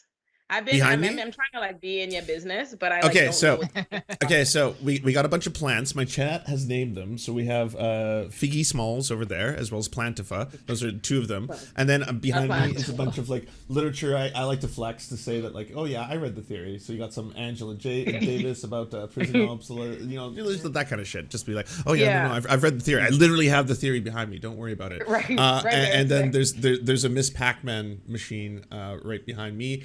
That's the one at the very the one on the top, the one on the top shelf. Is that Republican spider plant? It's from no Republican spider plant. Whoa, I am slow today. Yeah, no, you can actually see the endless blue turning wheel of Twitter that is all Twitter is now. That was my brain when I was like Republican spider plant on that. But now I get it. I love that. Now I'm gonna be in. Let me see what's behind you, Mike. Mike, this is your real room, right? Like, yeah, it's not a green screen. It's your real room. Yeah, no, this is it. Yeah. That's interesting. The wall. So the wall. What's the wall? So what do you flex? What do you flex? Yeah. So this is fake bricks. Mm-hmm. Okay. This is foam that my cat rips off weekly. What's your cat's name? I have to reapply. Svetlana. It's a Russian name, so conspiracies with me being a Russian plant could proliferate, so we call her really Sveti. Like that. But yeah. Yeah, that's a great cat name. Yeah. Svetlana goes crazy. Yeah. She's a good girl, aside from her ripping down the foam padding in the wall. So yeah. Larry, because you're a VTuber, we'll never know what's behind you. I know. I'm boring. Though for a while, like I thought, should I get a set? Like, should I do something with this? Because I've had the green screen forever. I've had the same background since I started. like 6 years ago, which is just like a graphic in Final Cut Pro. Like it's not, it's nothing like no one made it for me, like nothing special. Because like I don't know, there's benefits to having a background, gives you personality, but there's also benefits to a green screen. So I don't know. Yeah. Oh, look at that. Oh. Cat. Yeah, this is Raheem. My son. Oh. Oh, I love yeah, the pictures that you post of Raheem on Twitter. Yes, he's McPumpkin. Oh. He loves attention. He'd be a part of the foolishness. Like, oh, you want me to be sitting Nice. up here? I'll sit up here. Let's do it. Yeah. And then it's just anime. You want to go now, Kat? okay, goodbye. All right. He's like, Matt has a "By your green foot." screen too, right? I'm not using it right now though. Yeah. Oh, so it's just like usually I do. okay. That's That's actually in my a white bad. background. Oh, okay. Oh, okay. I wasn't sure if it was like a green screen, but like turned white. No, I'm just in a very my studio is a like a walk-in closet. So there's not Oh, okay. there's nowhere to put any shelves or anything. Mhm. It's literally just the room, and then I have the green screen, so you can't tell I'm just in this small room. Mm. I just living room it up. Like I'm just relying on my art, on my anime to carry me as on my couch. Like, oh yeah, that'll give me. It's a good vibes. backdrop. I like Yeah, it. no, that's why he says, That's really good vibes. Piccolo, Yamcha, Bulma, Vegeta. So when I was and making the that intro to the Leftist Mafia, I was asking Oyemi, I was like, hey, do you have a character, maybe like DBZ or something? That was my suggestion, by the way, that you want to have. And you were like, what is it? Frieza or Vegeta? And it doesn't Vegeta, work. Frieza. You can't do face swap on cartoon. It was too scary. Oh. It was horrifying. Yeah, I'm not It going to was show it to. horrifying. Oh, it really was. It just did not work. The technology is not there yet. We'll get there eventually. Yeah, no, I love it.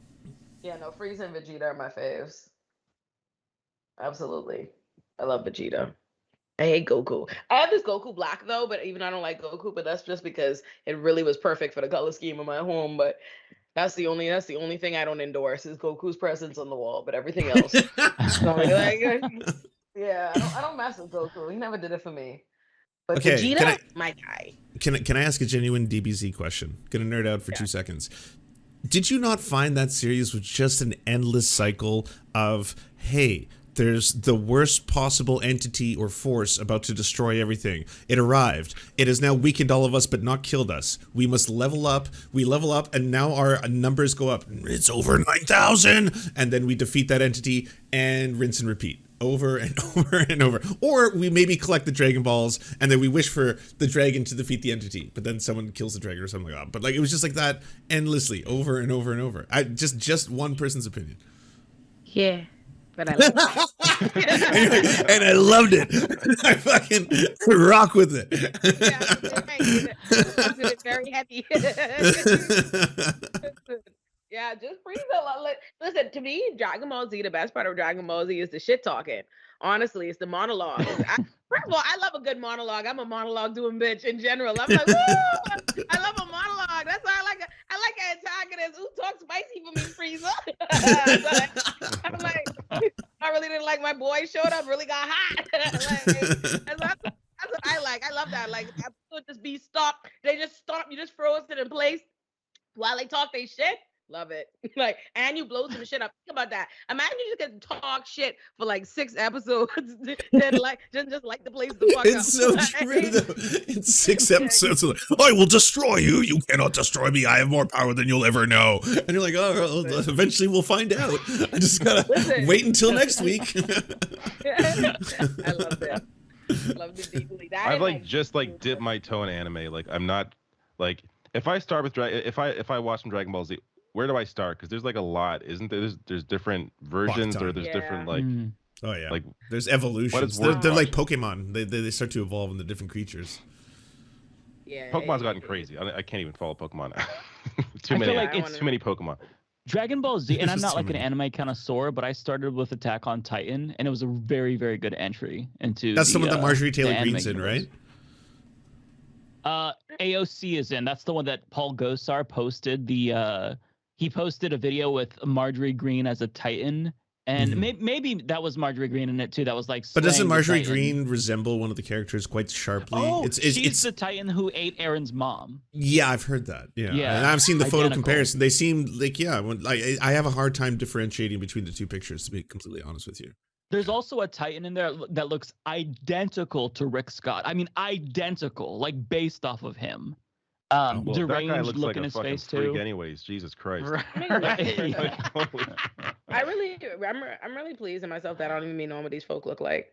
And let me go look up Google Rick Scott. You're mentally Oh my so God, much more Rick Scott. healthier for not you've knowing seen what they Rick look Scott. like. Snakehead Rick. Wait, Rick you Scott. don't know Rick Scott? Slender Wait, you Man. know Marjorie Taylor Greene? Come on. Yeah, I know, of course. I know that. Yeah. whole- You'll probably know Rick Scott when you see him, because once you see him, it's like burned into your eyes. You can't He looks unsee like- him. But he's He definitely looks like a giving lizard somebody. person, like literally a lizard person. I was just about to Mhm. Yeah. say he looks like somebody who would have ordered the capture of all the X-Men. Like that's what he looks like. Like, very, very much so Stryker's boss. Like, that's what it's giving. Yeah, but no, I never seen this man a day in my life. Like Rick Scott and Mitch McConnell, I think probably the two craziest looking people in Congress. That's a powerful. Oh my that's- God! that's a- Somebody just you think posted so? a I picture in the think we- chat Let me see. Well, of the Titan who ate Aaron's mom and Marjorie Taylor Greene. Let me see who posted it. That. Oh, Oh shit. my God! It's optimism. it You've gotta it click is on- actually pretty striking, to be honest with you. These are It's horrifying. there's a lot of there's probably a mathematical equation that determines how close these two images are to each other right now. She ate Aaron's mom. I gotta bring this up for my viewers here. This is freaking hilarious. Yeah, totally. It's 1-to-1, right? Oh my God.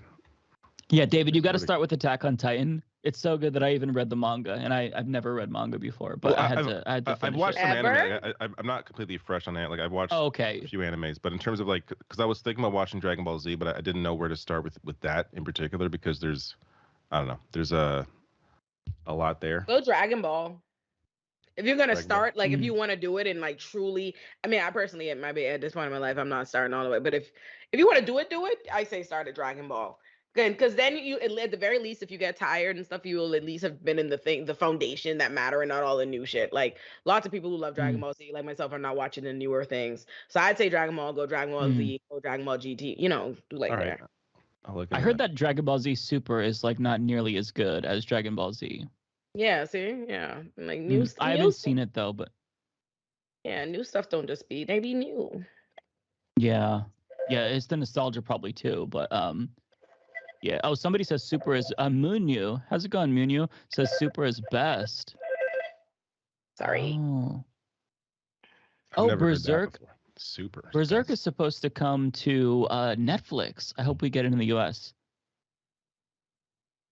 Super is good. Okay, so maybe I misheard that. I wonder who said Super was bad. Maybe it was Progressive Voice that told me that Super was bad. If so, then blame him for the misinformation. He's the one who told me it, and I'm just parroting it. I haven't seen it, so That guy's full of lies. yes, That guy blame is full Progressive of- Voice. Actually, No, he's a good guy. okay. All right, I'll be right back in 1 sec. Sweet, I'm hosted now. What else is going on, guys?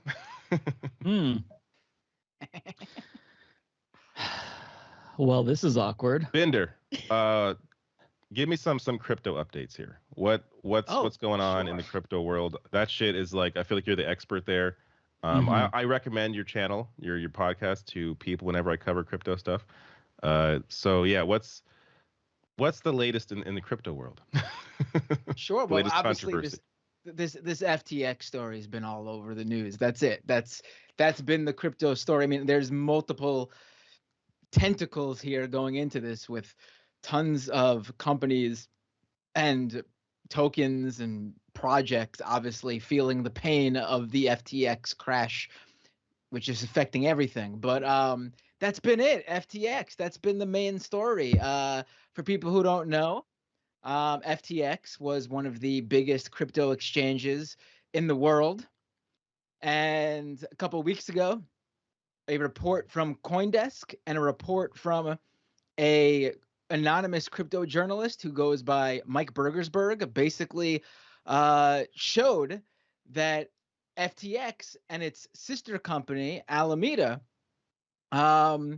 were basically insolvent. They got, you know, both of these reporters got a look at Alameda's books and looked at what they are actually holding, and they found out that these companies that you know, the overarching FTX company, which was raising money, valuing it at something like geez, how much was it valued at?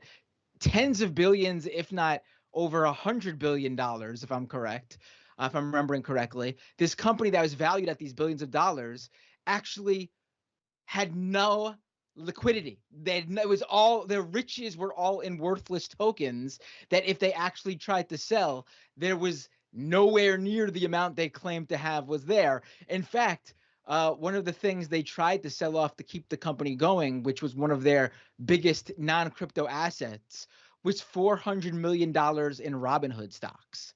Like, that was what the company was built upon. So once this report came out, the CEO of the largest crypto exchange, Binance, decided that they were going to sell off all of their holdings of FTX's own crypto token, FTT.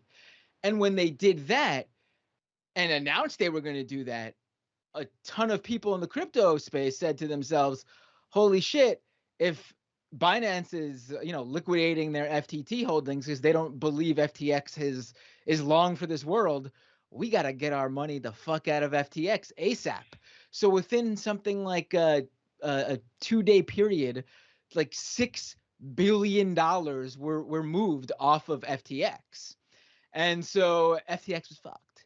And so they tried to raise, Sam Bankman-Fried is the founder and CEO of FTX. People are familiar with him because he has, over the years, I mean, FTX was just founded in 2019. Sam Bankman-Fried was this like tech wonder kid story of this this under 30-year-old creating this huge crypto exchange in just a few years worth billions of dollars. He himself quickly was on one of the richest, you know, the richest people list. He was worth tens of billions, if not more, for that time. And so, you know, the whole FTX came crashing down. They actually reached out to Binance at first to see if they could do a deal. Binance announced that they were going to basically bail out FTX. They were going to buy it up. And so everyone was like, oh, whew, this is all saved. But then Binance also added an addendum that this is tentative based on, you know, a due diligence investigation. Less than 24 hours later, Binance comes out and says, we did our due diligence. This company's beyond fucked. We can't help here. So they decided not to buy FTX. So FTX had nothing to do then, but to declare bankruptcy. They owe something like at least something like $10 billion to creditors. They do not have that at all. Sam Bankman-Fried, who was again reportedly one of the richest, on the richest people alive list, is now claiming he has about $100,000 left to his name. He's been, you know, this whole company was apparently run by 10 roommates in the Bahamas. That has come out. Yeah, the whole thing is just a mess. This was literally one of the biggest crypto companies. Sam Bankman-Fried was donating to all these Democrats and Republicans, trying to make himself like the major crypto player. He was involved in pushing various different crypto legislation. And, you know, you had people talking him up, and here we are. He's basically sitting in the Bahamas waiting to find out what happens to him. The media is absolutely failing in covering his story. The whole thing is hilarious and ridiculous. But that's crypto, baby. Well, wait. What about the anal beads? Can you verify that? How does this guy even do this to begin? Like, like this shit keeps happening, right? Like, people are just creating money out of nothing, and then it goes nowhere, right, because they never had. So this is basically the scam he did. Like, you know, we know about Ponzi's and pump and dumps and things like that. What FTX did is a lot different. It's called the flywheel scheme. And basically what you do is you, for example, say you're creating your own token. I'm starting a company, and all of a sudden I'm making Binder token. And I decide to, let's say, hold let's say 60-70% of Binder token for myself. And then I, tell some investors that, oh, you could get in early, you can buy in really cheap, and then you release maybe like 10% to them, and they buy it up super cheap. So they're buying up hundreds of millions, if not billions, of this token, and that's 10% there. I'm holding 70%. And then you actually put the the other 20% on the market. Now that 20% is where the actual money is coming in. So that is basically how that token is fluctuating, because that's where the money's actually coming from. So people buy in, retail investors are buying up the token. So it goes from, like, let's say 50 cents to $1, $2, $3, $4, $5, $6. People are buying. This is going to be a huge Binder token's going to be big, people. And so all of a sudden you got this token with nothing backing it. It's worthless. But because people are buying it up and, like, the tulip craze, all of a sudden this token is worth $20. Now, only 10%, 20% of that token was actually bought for $20, $20 each, or, some people got in for cheaper, but they're the people who spent the money on it. But I can now say, oh, I was holding 70% of that. Each of those tokens I hold now valued at $20, baby. Doesn't matter that no one actually bought that, each of those tokens that I'm holding for $20. That's what the token's valued at now. I'm a billionaire. And I go out to investors. I go out to, the VCs, and I go, hey, I'm sitting on a multi-billion-dollar company. We are worth that. Look how much our token's worth. This is going to be big. They give me money. Oh, all of a sudden I got liquid cash from these VCs. What am I going to do with this liquid cash? Well, that's basically the flywheel scheme, the whole token thing. But then it continues where they get the VC money, and then all of a sudden, oh, we're going to buy, they treat it like it's revenue. And at the same time, if you're running an exchange, they're treating, like Sam Bankman-Fried was doing. He was treating his retail investors, like regular people who are depositing at FTX, he was treating their money as revenue. And instead of, like holding it or backing it or putting it in investments with, like how banks do or things like that, he was taking that money and sending it to Alameda, the sister company that was the hedge fund, to wildly speculate. And, he was basically gambling with his customers' money. This is completely unregulated. There's nothing to stop this. Any laws he broke is because of the fraudulent activity related to him, moving the money around or whatever. He'll get caught for, like, money, for, like, wire fraud or money laundering or something. But nothing he did with the flywheel scheme or any of that, none of that is illegal. Which is wild, by the way. Like, the shit that people get away with crypto. Professional background. What's that? What's your job, Matt? He was a journalist. No. He was like a gaming journalist. He was in the heart of fucking Gamergate. If you know Gamergate, he was in the fucking the centerpiece of that. No lines. I'm an old man. If you was gonna bet your money on it, do you think I know about Gamergate? Oh, not even a little bit. You're famous on the internet. Come on, you're a woman who's famous on the internet. Listen, I don't know nobody till they know me. That is. I didn't know. You know how I know all of you? I see y'all say something about me. I'm like, oh. The panel praised at some point. The only thing I heard, I listened to Matt, and I was like, so they be lying. So somebody. True. No wrong. Yeah. No. I just kind of stay away from this because the Bahamas, I hate when they have my country in mess, and I wanted the plausible deniability. I'm not intellectually qualified to figure out what I'm talking about this crypto stuff in general. So I've been trying to stay away from it. As soon as you said, I was like, oh no, they see me hearing about the Bahamas scandal. They know I know about it. I'm gonna have to call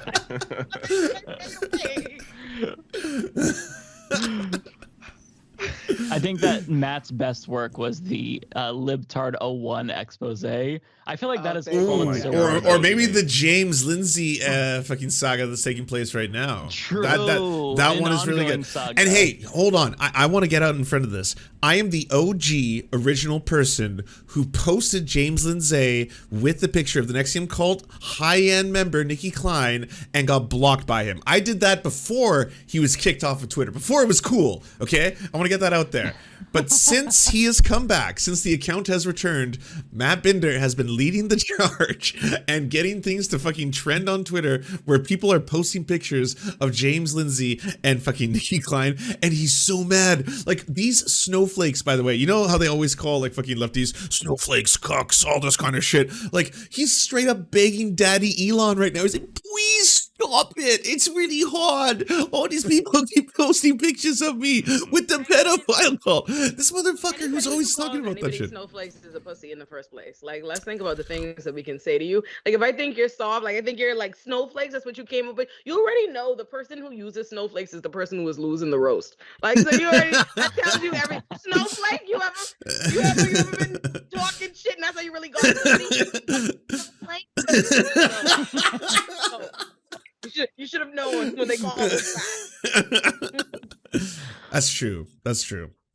Matt, what's been going on? I gotta say, I am, you know, I tried not to pat myself on the back, but I am truly proud of the James Lindsay thing. I love the fact that this guy will never be able to say, okay, groomer to another, you know, teacher, LGBTQ person, doctor, nurse, you name it. Without his Twitter feed filling up with that photo of him literally sitting next to a woman he calls his friend, who was convicted sex trafficker Keith Raniere of the NXIVM, the leader of the NXIVM sex cult, one of his lieutenant commanders in the cult, who helped groom women as Raniere's sex slaves and brand them and fucking brand them.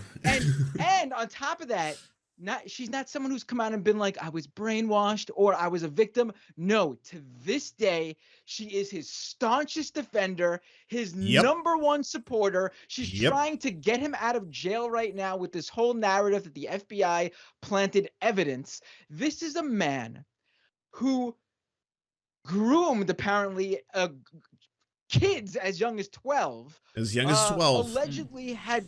Allegedly raped a 15-year-old. Yep. And this woman is his biggest defender and helped siphon innocent victims to him for him to abuse. Yep. And these okay groomer anti-LGBTQ conservatives who see everyone they hate as pedophiles are hanging out with her left and right. I cannot wait for these people to get. I mean, they already got what's coming to them. That motherfucker called breakfast cereals groomers. Do you remember that? It was a box of Fruit Loops, and it said like, "What are your pronouns? He, him, she, her, they, them." And he was like, "Groomer cereal." I was like, you were calling fucking breakfast cereals groomers while you were hanging out with the inner circle member of the fucking sex trafficking women branding ring? Like, holy fuck, that's bad. Every accusation is a confession, right? Over and over. They could just come at. They could just come out and he could just come out and say, account. Wait a second. You know, it'd be taking me a little minute to realize, you know, this woman has been in my notifications. This woman has talked shit on my Twitter. I think this person used to follow me. Like Nikki Klein? Yeah, bro. I see. First of all, James Lindsay talked shit on me like 2 years ago in 2020, so I blocked him then. But her for sure. I've seen this white lady, this face, like in my notifications before. I wish I remember what shit she was talking, but I didn't know. I told y'all I really stay away on my crimes. I'm so excited. I really don't get involved. Like I don't know this part of the internet. Like as soon as I see them, like these kinds of things, as soon as they show up in my notifications, I block instantly. And I don't give a shit. I don't care that they're gonna be like, you know, but James Lindsay, I do remember in like 2 years ago on Twitter, he was kind of one of the first people that started bothering me on Twitter before I even had a platform and kind of caused it to happen. There was this school segregationist Maud Moran, and that works for she's a public defender, and she's running for like an education board position on a literal school segregationist platform. Like it just racist as fuck. So they were like, "Oh Jesus. yeah, you support school segregation? That's really racist." In the article, in the interviews, and she was Old like, timey "Nah, I can't racist. be-" Right, like old school, like you wildin' it. And so they were like, that's real racist. And she's like, "Oh, I can't be racist because I'm a public defender." And so, right. And I was like, "Ma'am, hold on, ma'am. Like, let's not invoke the job. You're very much so still a racist. Two things can be true." I'm sure your clients felt it as well. So when I say that, here it comes. And again, I probably didn't have 100 followers. There was no need. I don't know why, but that's because they existed a community of these are their homies. So probably sent, you know what I mean? Anybody that quote tweeted her or whatever sent it to this world. And he and his little followers started like harassing each other. And I was like, fuck y'all. Like we can do this. We can do this all day. He called me a groomer on Twitter, maybe like I'd say close to 20 different times. Just like that would be his response. He would quote tweet me and be like, okay, groomer, every single fucking time until I started posting that picture of him and fucking Nikki Klein. And then he didn't get mad until his fans turned on him. When his fans all of a sudden were replying to it, it was like, I hate the Serfs, no fan of the Serfs, but can you condemn or explain what the fuck is going on here? And then it was like block. Instantly, and it was like that's when it was like it was too much, you know. So yeah, fuck them. Yeah, first of all, that picture looks crazy. Like beyond the fact, I just seen the photo. All of them. Even without the background. Like again, this is what I keep saying. Here's the thing: these people are clearly like very hypersensitive. Then right, and like clearly they're being gripe. All of this, like all jokes aside, these people are lame. Like that's really what their real issue is. Everything that they're really galvanized around is feeling like they're fucking losers, and so they create a hub and a space for other losers to say, hey, oh no, this loser shit is cool. Because again, okay, groomer is not a fucking cool. Cause that's not a clapback. Like it's not cool. Snowflakes isn't cool. None of this shit is really doing anything. That's why they need to occupy in numbers. But if you just like clown them on the corniness, because fuck the lady's background, whatever she was accused of, that's even extra crazy. The picture itself looks fucking crazy. No non-loser fucking human being takes no picture. What the fuck is this? What the fuck is this? Yes. I don't. If this was a stock photo, it would be viral for looking fucking crazy. Like I don't need to know what she does in her free time to realize that something is afoot. What the fuck is this?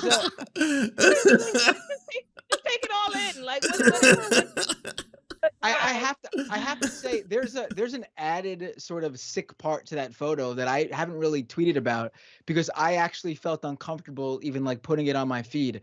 But one of the victims of the NXIVM cult said that Keith Raniere, the leader, would have the women line up naked and spread their legs like that for them to take a group photo. Because he wanted photos of their so that is an added like fucking context to that photo.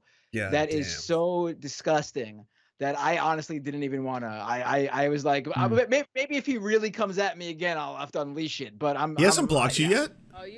Oh, he blocked me. He blocked me. Okay. But he's talking about me from behind the block. Yeah, I know. And you haven't put it out yet. Y'all are built really different than me. Oh, First of all, I gotta tell you, I have more photos of different conservatives with Nikki Klein. There's so many.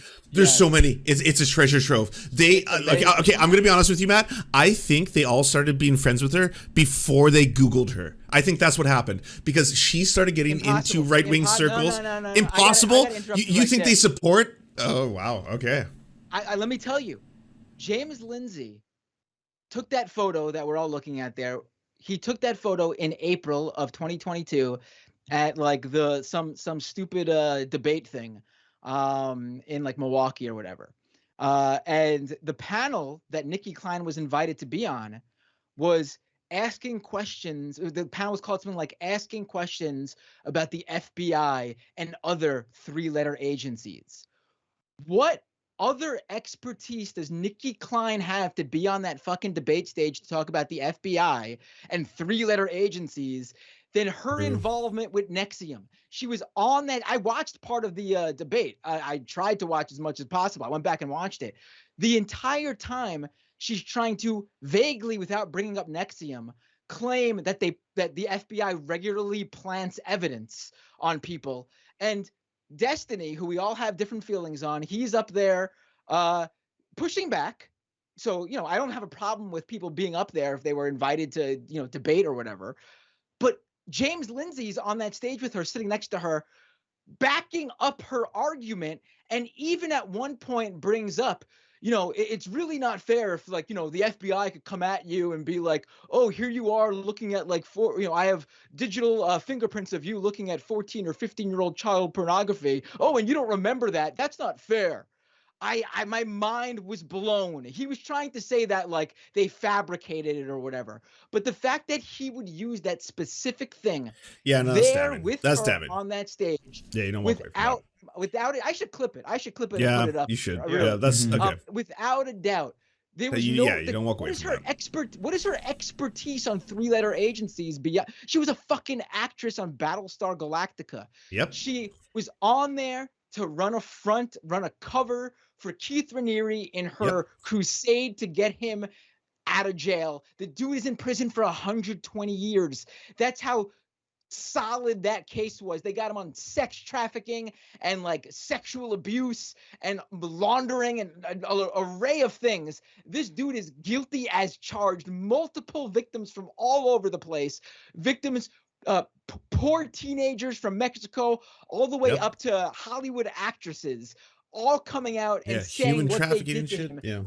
This dude is dead to rights, and this woman, the right wing, is sitting with and hanging out with and proudly defending, is his biggest defender. Okay, groomer my ass. These people are the fucking groomers. These right-wing fucking pedophile defenders. You don't say much, but when you get in your bag, you sure to get to the bottom of that fucking bag. I'm gonna pause here. Nice. There we go. Hell yeah. No, I felt that. Well, and to add to all the Nexium stuff, they also, all the right-leaning folks that want to like be cool with Nikki or whatever, Keith also was forcing abortions upon the women that he was essentially enslaving, and that doesn't really get talked about. But he impregnated, and this was according to testimony from one of the women, that she testified that her and her 2 sisters were all impregnated by Keith, and he forced all of them to essentially terminate those pregnancies. Yet, while claiming to be so pro-life, they just want to overlook a vast majority of these issues with what Nikki was involved in. And I find that typical, unfortunately. So fucked up. Like the amount of shit, like HBO, I think, has like a 6 to 8 episode entire documentary on how bad that shit was. Like when I saw James Lindsay first palling around. I'm sorry to interrupt. No, interrupt. They just put out season 2 of it. Oh, there's seasons. Sorry, I didn't know. There was there wasn't enough shit in the first. We gotta fucking have season 2. Goddamn. They didn't even get to Nikki Klein in season 1. In season 2, she is the fucking star. She is all over that shit. I can't wait to watch season 2. Just came out right now. Oh yes, I will gobble that shit up. Perfect for this shit to come out. Like it's yeah. But isn't that fucked? Isn't that fucked? The Vow. Yeah. Season. By the way, like content warning for anyone who wants to watch season 1. It's intense. There's the worst shit possible of human beings doing to human beings done in that shit. But the thing that really fucks with me is that in this current culture war where it's just like the right will not shut the fuck up about like groomers, pedophiles, anyone who's gay or trans or intersex or anything. All of them are groomers or pedophiles. In the midst of all that, they are completely fine palling around with these motherfuckers. Or they're bigots. Like that's the problem. Like because they're bigots, the whole thing is disingenuous. It's a politics of gas. Like we need to stop letting them reframe and adopting their language and shit. Ain't no fucking culture wars. It's just a bunch of bigots hating on every marginalized community. That's all the fuck it is. That's why every time, yes, there is a litany of hypocrisy. It's in our face. It's plain as fucking. That's all we got is hypocrisy. We got Herschel Walker talking all this shit, and look what he's doing. We got Madison Cawthorn, look what he's doing. We got Marjorie talking all this shit, look what they're doing. We got Matt Gaetz talking all this shit, look what they're doing. We got Donald Trump talking all this shit, look what they're doing. They're talking all this fucking shit, but look what they're doing, because all they're really saying to you is we fucking hate other. Anybody we deem as other, anybody that's not us, anybody that's a part of a marginalized community, fuck them. That's all it means. All right. The problem is when we keep trying to take all these like fake pretenses and all these obviously disingenuous ass bullshit they say to us, and then when they act inconsistent, we're like, hey, you don't see how you're being a little inconsistent? And they're like, fuck you. Like, because at the end of the day, they're not. Their one philosophy is fuck you. That's the one philosophy. That's the only true. That's the only politic they practice. They don't give a fuck about none of this shit. Oh, groomers. They don't give a fuck about children. These are people who literally get up and 2 seconds after children have been shot to death at schools, and they're like, my guns. You know what I mean? These people are talking about all this crime and all this bullshit. True. So true. That's really how they give it up. They don't give a fuck about any of this stuff, right? Do they? Do they care at all? No, they don't. They don't. They're full of shit because all they really care about is them fucking selves and lying in their pockets. That's the real tea. They don't give a shit about no goddamn children. They don't care what Nicki Klein did or whoever was hanging out with whomever. What? Or fucking child beauty pageants, or fucking child marriages, or the Catholic fucking Church. You never hear them say shit about that shit. Oh, it's like, oh, this has been institutionalized in Canada. All of a sudden, all these people are being like children, Indigenous kids being raped by the Catholic Church. There's your story. There's your conspiracy. It goes from the highest levels of government all the way down through the church to the kids. You have it. It's in front of you. You don't need to go after Balenciaga, like fucking ads, all that other distractions. Here are the pedos.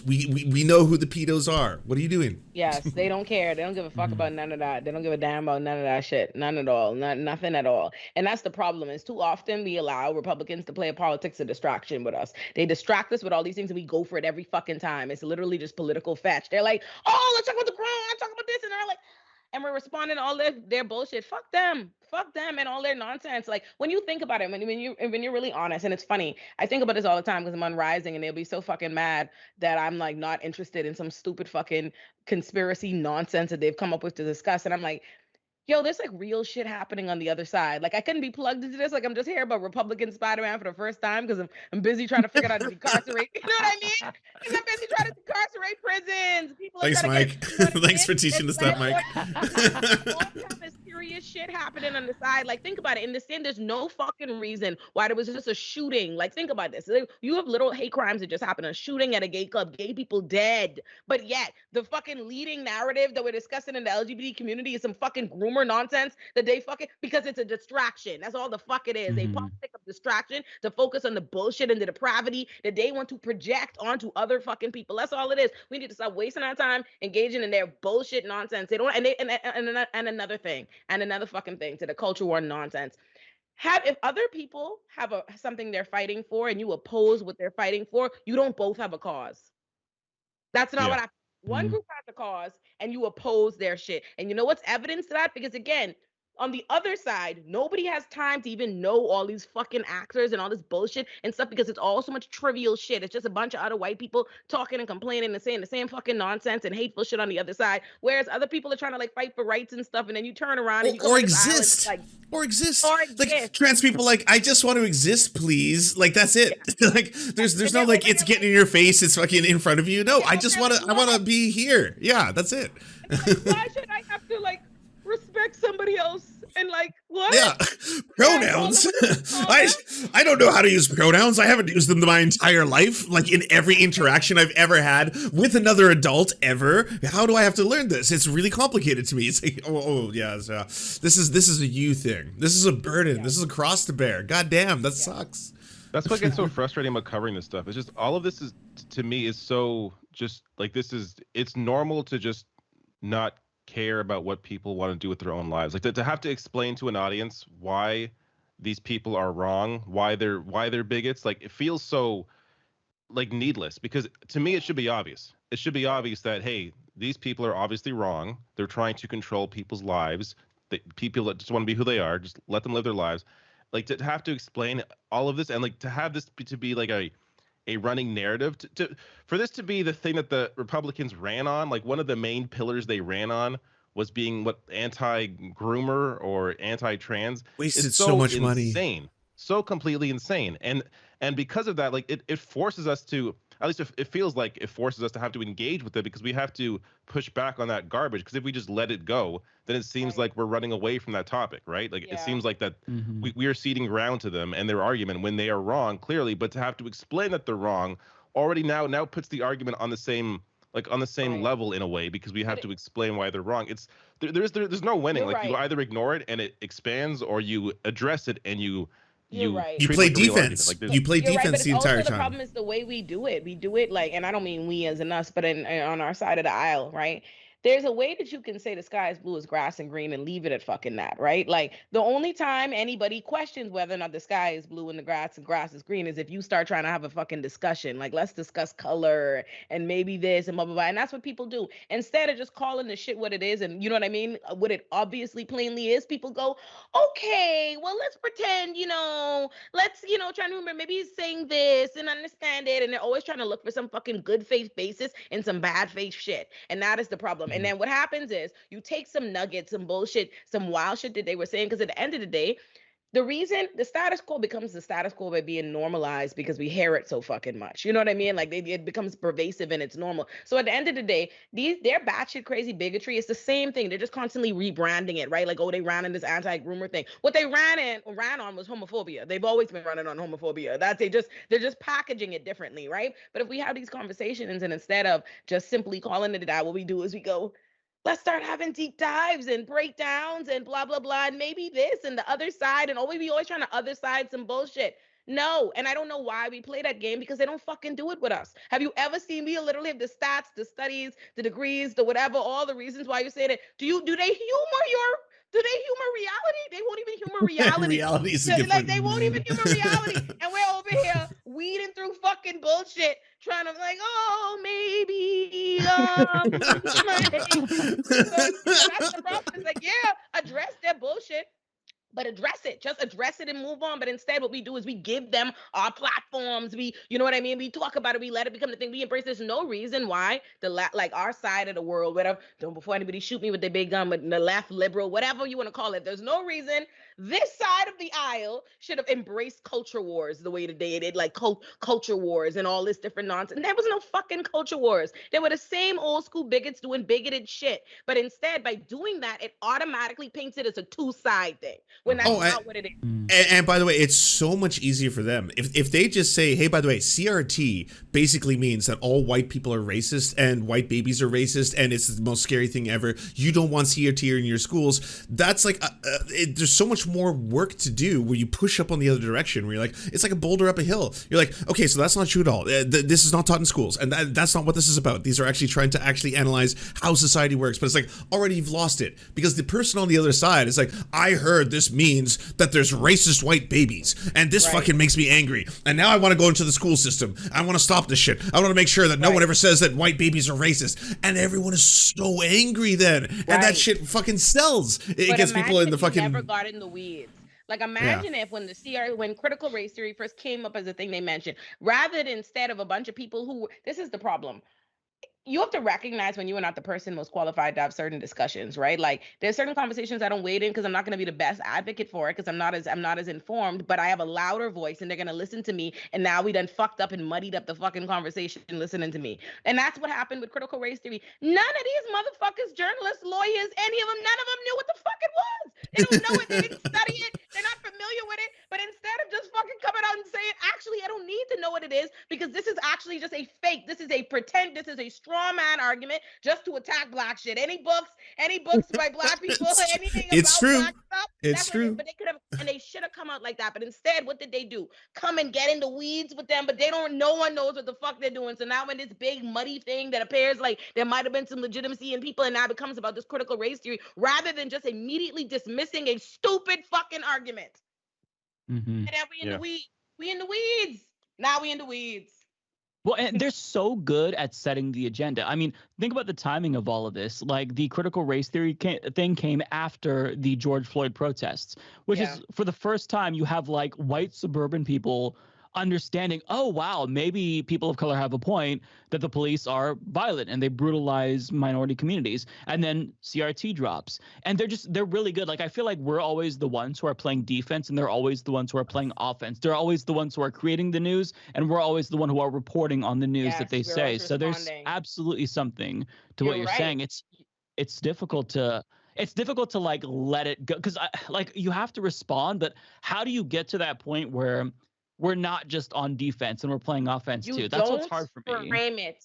I think about this all the time, like as a lawyer, right? Because it's how you frame arguments, how you use language, how you let someone craft a narrative. At the end of the day, it doesn't matter who's saying what. If you allow the original person to determine what language you use, you've already fucking lost. And that is the problem. It does always seem like we're playing defense because we are always responding. We're always adopting how we just let them frame the narrative instead of checking this. Like I remember once I was having a debate with a white guy in law school, and I was talking about gentrification, and he responded to me, and say like he's trying to oppose me, my argument about gentrification, but he used the word gentrification. And I said, hey, you need to say redevelopment. The minute you said gentrification, you fucked up. You conceded my fucking point. You let me set the framing for how we see it. Once you accepted the bad framing, that's what it is, and that's what we do. Instead of, you can't let them have that fucking narrative. Abandon their narrative. They don't know what to do with it. If you watch anytime I'm on Rising, really I abandon their bullshit. I'm not in the web. You fuck that. Like, you know what I mean? And when the first time I came out Rittenhouse, I'm not gonna have whatever stupid ass conversation y'all are usually accustomed to having about Rittenhouse. Let's talk about a slippery slope on self-defense being, you know what I mean? Like how this will, in fact, a whole thing they don't understand because they don't fucking understand it. They don't know anything. All they know how to do is frame stupid ass arguments, and we get caught up in it. So just actually, slippery slope is a slippery slope. It's a logical fallacy. So just so you know. No, that makes like the lawyer response to it is actually, it makes sense, because like I cover, like the first thing that I saw from you from Rising was the trans segment, and like it was so effective because of the way that you like easily swatted it aside. Yeah, and exactly. So, yeah, no, that's a great point. That's a great point. Exactly. That's what it is. Is like you dismiss it, and it works both ways, right? Like, and as a lawyer, if someone has an argument that you can't beat, you can see, you know what I mean, or a smaller argument, instead of making that argument bigger and stronger than what it is, you can see their good argument from the beginning and you fucking swat it away. There's so many times that like, you know what I mean? There's so many times Robbie's had like, there's a segment he does a radar on something. I don't even remember what it was about. He was trying to rehabilitate the DeSantis about something, right? It was like, it actually turned out, it's like this thing that's been going around, that DeSantis actually did this law. It turns out he didn't do it. And I'm like, oh, okay, well, yeah, if he didn't do that, I'm not gonna nail him to the cross on that, or whatever's valid. Moved on. Now let's talk about all the fucking shit I got about DeSantis, and I moved in now before he knows it, you've lost your steam because you didn't get me. Fine, I don't give a fuck. Concede your point. Now let's talk about all the other shit. You know what I mean? And that's the problem is we get too overwhelmed with trying to play that game with them. Rewrite the game. Like, why are you? So to me, that's the approach. That's smart. Yeah, I dismiss them all the time. I think it's a bad argument. Fuck that argument. You know what I mean? I'm addressing it and move on. Can I just say, I don't know if all of your audiences or any of you know this. Have you seen the bombshell about DeSantis that just came out? Like the whole Guantanamo Bay shit? Oh, yeah. He was a torturer? Okay, so he wasn't personally a torturer. He was someone who people who were tortured would have to speak to and would lie to them about being the good cop, basically being like, hey, by the way, are you being treated well? What scares you? And then learn which torture was the most horrifying. This is a first-hand account from someone who was there while they were being tortured, and apparently during some of the worst torturing would be laughing in the background because he was the one who fed other people information about that. And I was like, how does no one know this about DeSantis? This is horrifying. You're saying that Ron DeSantis is a bad person?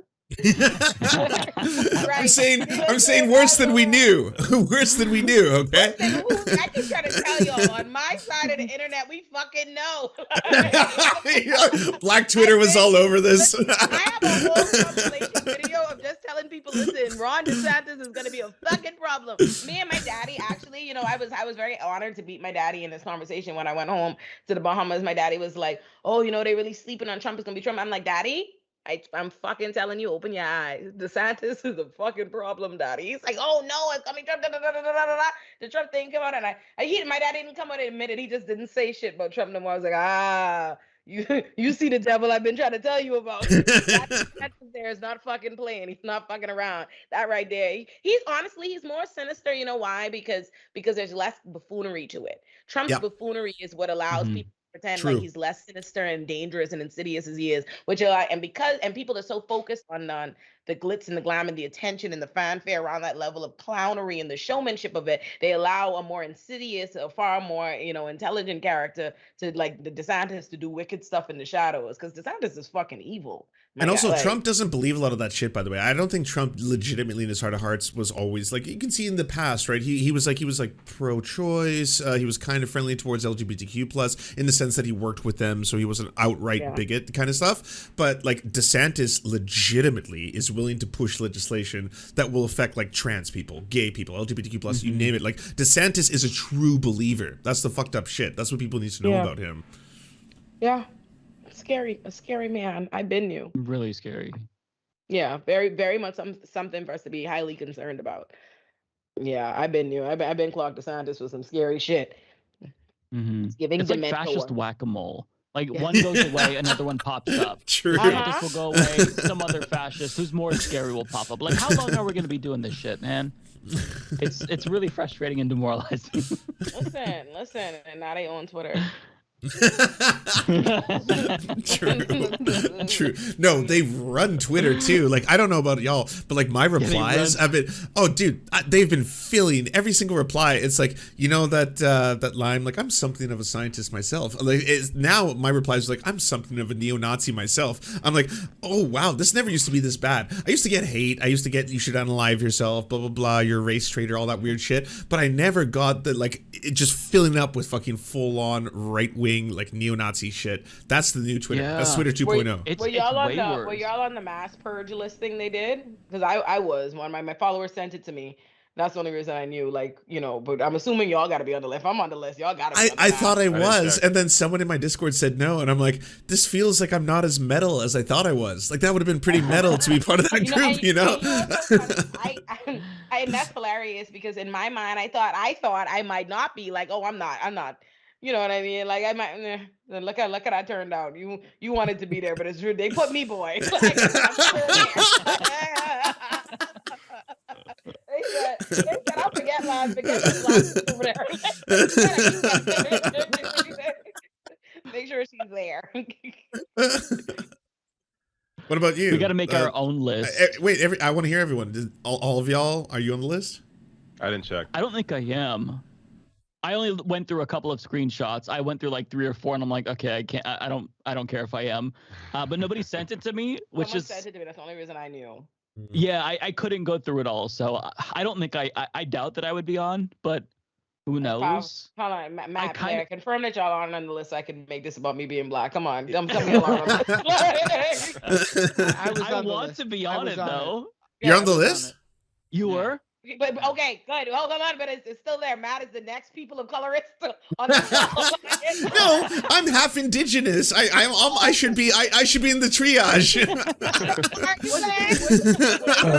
How many people? Yeah. We have a lot of people on this list. Wasn't there? There was like thousands of people, right? It was like 5,000, wasn't it? Yeah. Yeah, you guys weren't on it. I thought them white man out, Matt. Thousands of people left 3 of them white men out. Hey, man, they got me and you. We knew. The white man wasn't sure. I know. Why was I being left out? Come on. I'm as white as mayonnaise is delicious. Come on now. What was I actually happening? found out I was on the list because my sister texted me. It was like, did you know you're on this list? And I'm like, what? And I checked. Yeah. Listen, That's a scary text to get. Like, you're on this list. Did you see it? And you're like, wait, what kind of a list? You're on the Illuminati. You're the last one. Illuminati. You gotta fess up. I heard it was lazily put together, though. I heard it was like a Twitter list by some like prominent like anti-fascist person, and it was like just a list of who they followed or something like that. It was something weird like that. Oh. Oh, look at y'all not being followed by the anti-fascists. Look that's why looking like you see the T. That's why he was in trouble again. Look how y'all ain't made the guys back.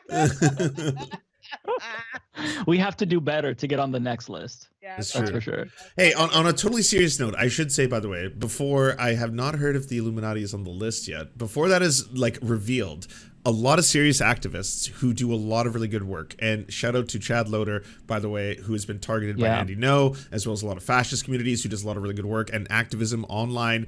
Those individuals, the ones who are on the front lines a lot of the time, especially like a lot of those Twitter accounts, like you know, the what is it, the John Brown Book Club kind of shit, where they're actually like actively fighting up against people online.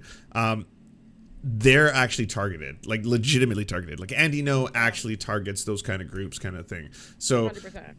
you know, I'm joking about the fact that I wasn't, you know, metal enough to be on that list, but like, you know, Chad Loader has to deal with that shit on a regular basis. Like, they've been actively targeted, as has their family, as has their friends, kind of thing, because they're like, you know, always going up against Andy No. And anyways, Illuminati, sorry, reveal the truth. Oh, I don't even know what this list is. So I have no idea what you're talking about.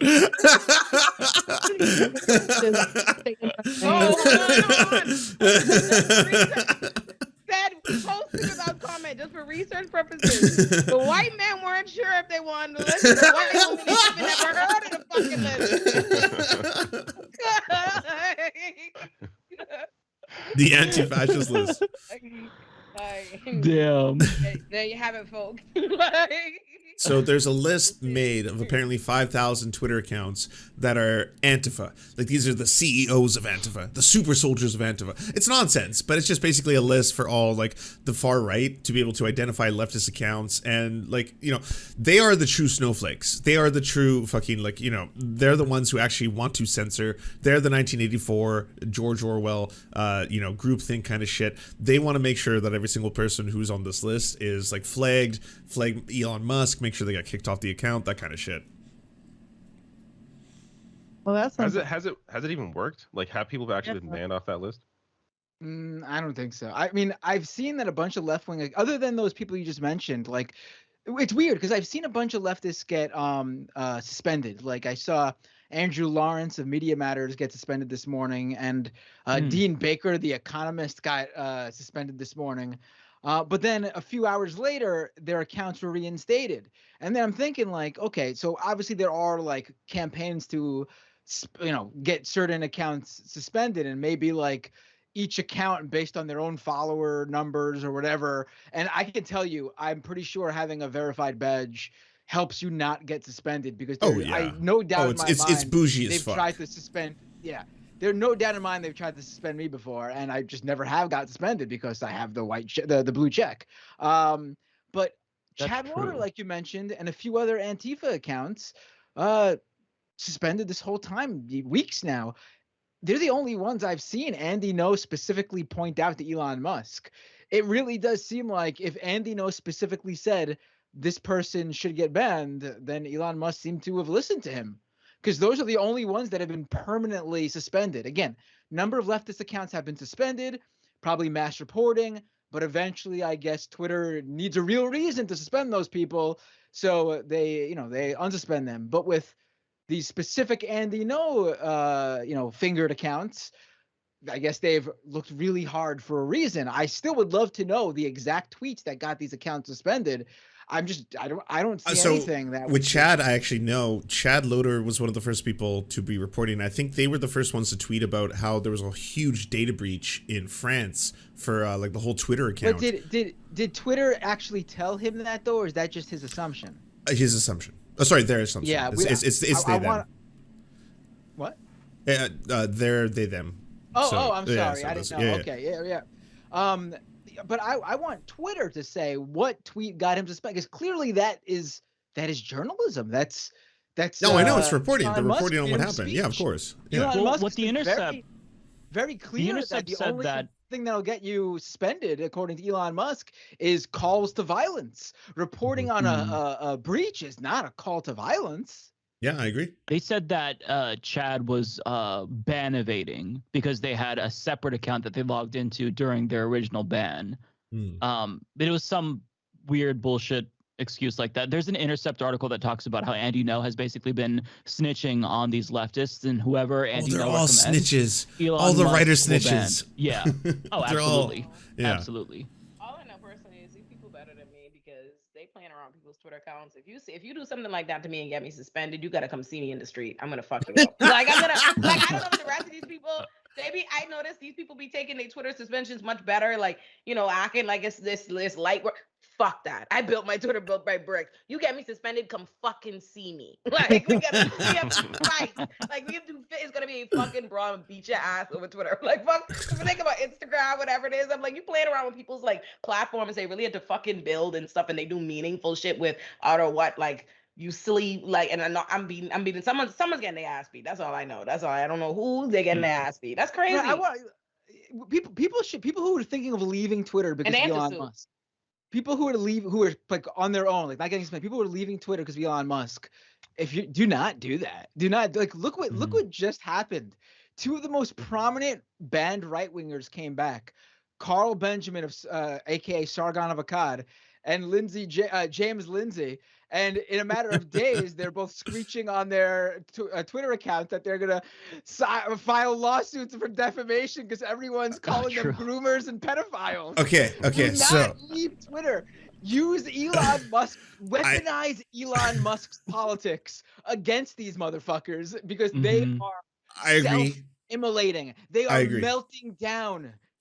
I agree 100%. I just got to say this about Sargon of Akkad because we've already explored James Lindsay. Everyone knows about him. Sargon of Akkad is one of those motherfuckers who's all about lowering the age of consent and has also had conversations with straight up people who at this point have been arrested for child pornography but defended them. He defended the shit that they were saying. Like at a certain point, like Amos Yee was straight up making jokes about raping kids and all that kind of stuff. And the Sargon of Akkad was fine defending that, like, and saying like, oh, it's just jokes. Oh, no, it was just jokes. He's joking. Don't worry about these things. And you're like, no, okay. And as Matt is saying right now, the reason he's flipping out on Twitter is that he's like straight up like, hey, by the way, I don't want people to post these like quotes. Don't post the quotes. Don't post the videos. Don't post the evidence. Basically, is that. Yeah. I mean, these guys cannot take even the smallest spoonful of their own medicine. They melt down. They have created harassment campaigns against people throughout their entire careers, and the second the tables are turned on them, they break down. And it's incredible too, because these are two people with like 300,000 plus followers on Twitter. You think people would be running to their defense. James Lindsay gets like, he's lucky if he breaks like 100 likes on his tweets. Who are these people that follow them? Are they even real? It doesn't seem like it. These people are live in like paper houses. They have nothing. They can be taken down so easily. They got nothing. Yes. Yes, no, that's fact. It's all because any support for them is flimsy because at the end of the day, the kind of bullshit that they spew, people cannot even with their full chest, with their face, with their name, support that nonsense and show themselves to be fans and continue to walk amongst us in a regular. They can't, like, no matter the shit, your little, right-wing supremacist echo chambers that you create online is not the real world. You cannot go keep your job, go into the regular community and go interact with the rest of us talking that shit. And that's why at the end of the day, they will never have the same kind of support when it comes to this online stuff. That's why they hate Twitter so much, because on Twitter it's real. Like, I could show you my face and my name and my this and that and say this is not something I'm ashamed to say. But if you want to go be a bigot, if your whole bag is bigotry, you gotta hide in this. Like I said from the beginning, and remember earlier what I said, I gotta have my face there just so I could really fight you, because it takes something away. And that's what, at the end of the day, if the only people who support you are just a faceless, nameless people who will not get behind that, you on your own, you ass out. And that's why it's better for us to stay on Twitter and bully them off, because they're soft. Elon Musk owns the whole shit, and he out here, just imploding every day. Also, you being on Twitter is Elon Musk pretends all the time, like he constantly hypes up, oh look, largest ever daily active user amount, and reduction in hate speech. Apparently, I saw that graph. It was like PragerU style. It's like hate speech. Reclassified what hate I know. speech is. That's I was like, what is hate speech to you? For you to be like, but my point bringing up him like propping up how many users they have is that it's pointless in terms of Twitter's revenue model. Yeah. Who cares how many users you have if the advertisers don't want to spend the money with you? In fact, if you have a ton of users and no one and no one pays for the servers, so everyone should be using Twitter and just continue to advocate for people not to advertise on that website because it will give your company terrible PR. No, dead ass. We can take Twitter down. Peak engagement while plummeting ad revenue. That's the last thing I'm gonna say before I hop off. That like before I hop off, y'all. But no, that's my last thing I'm gonna say. Like he's just so not sharp.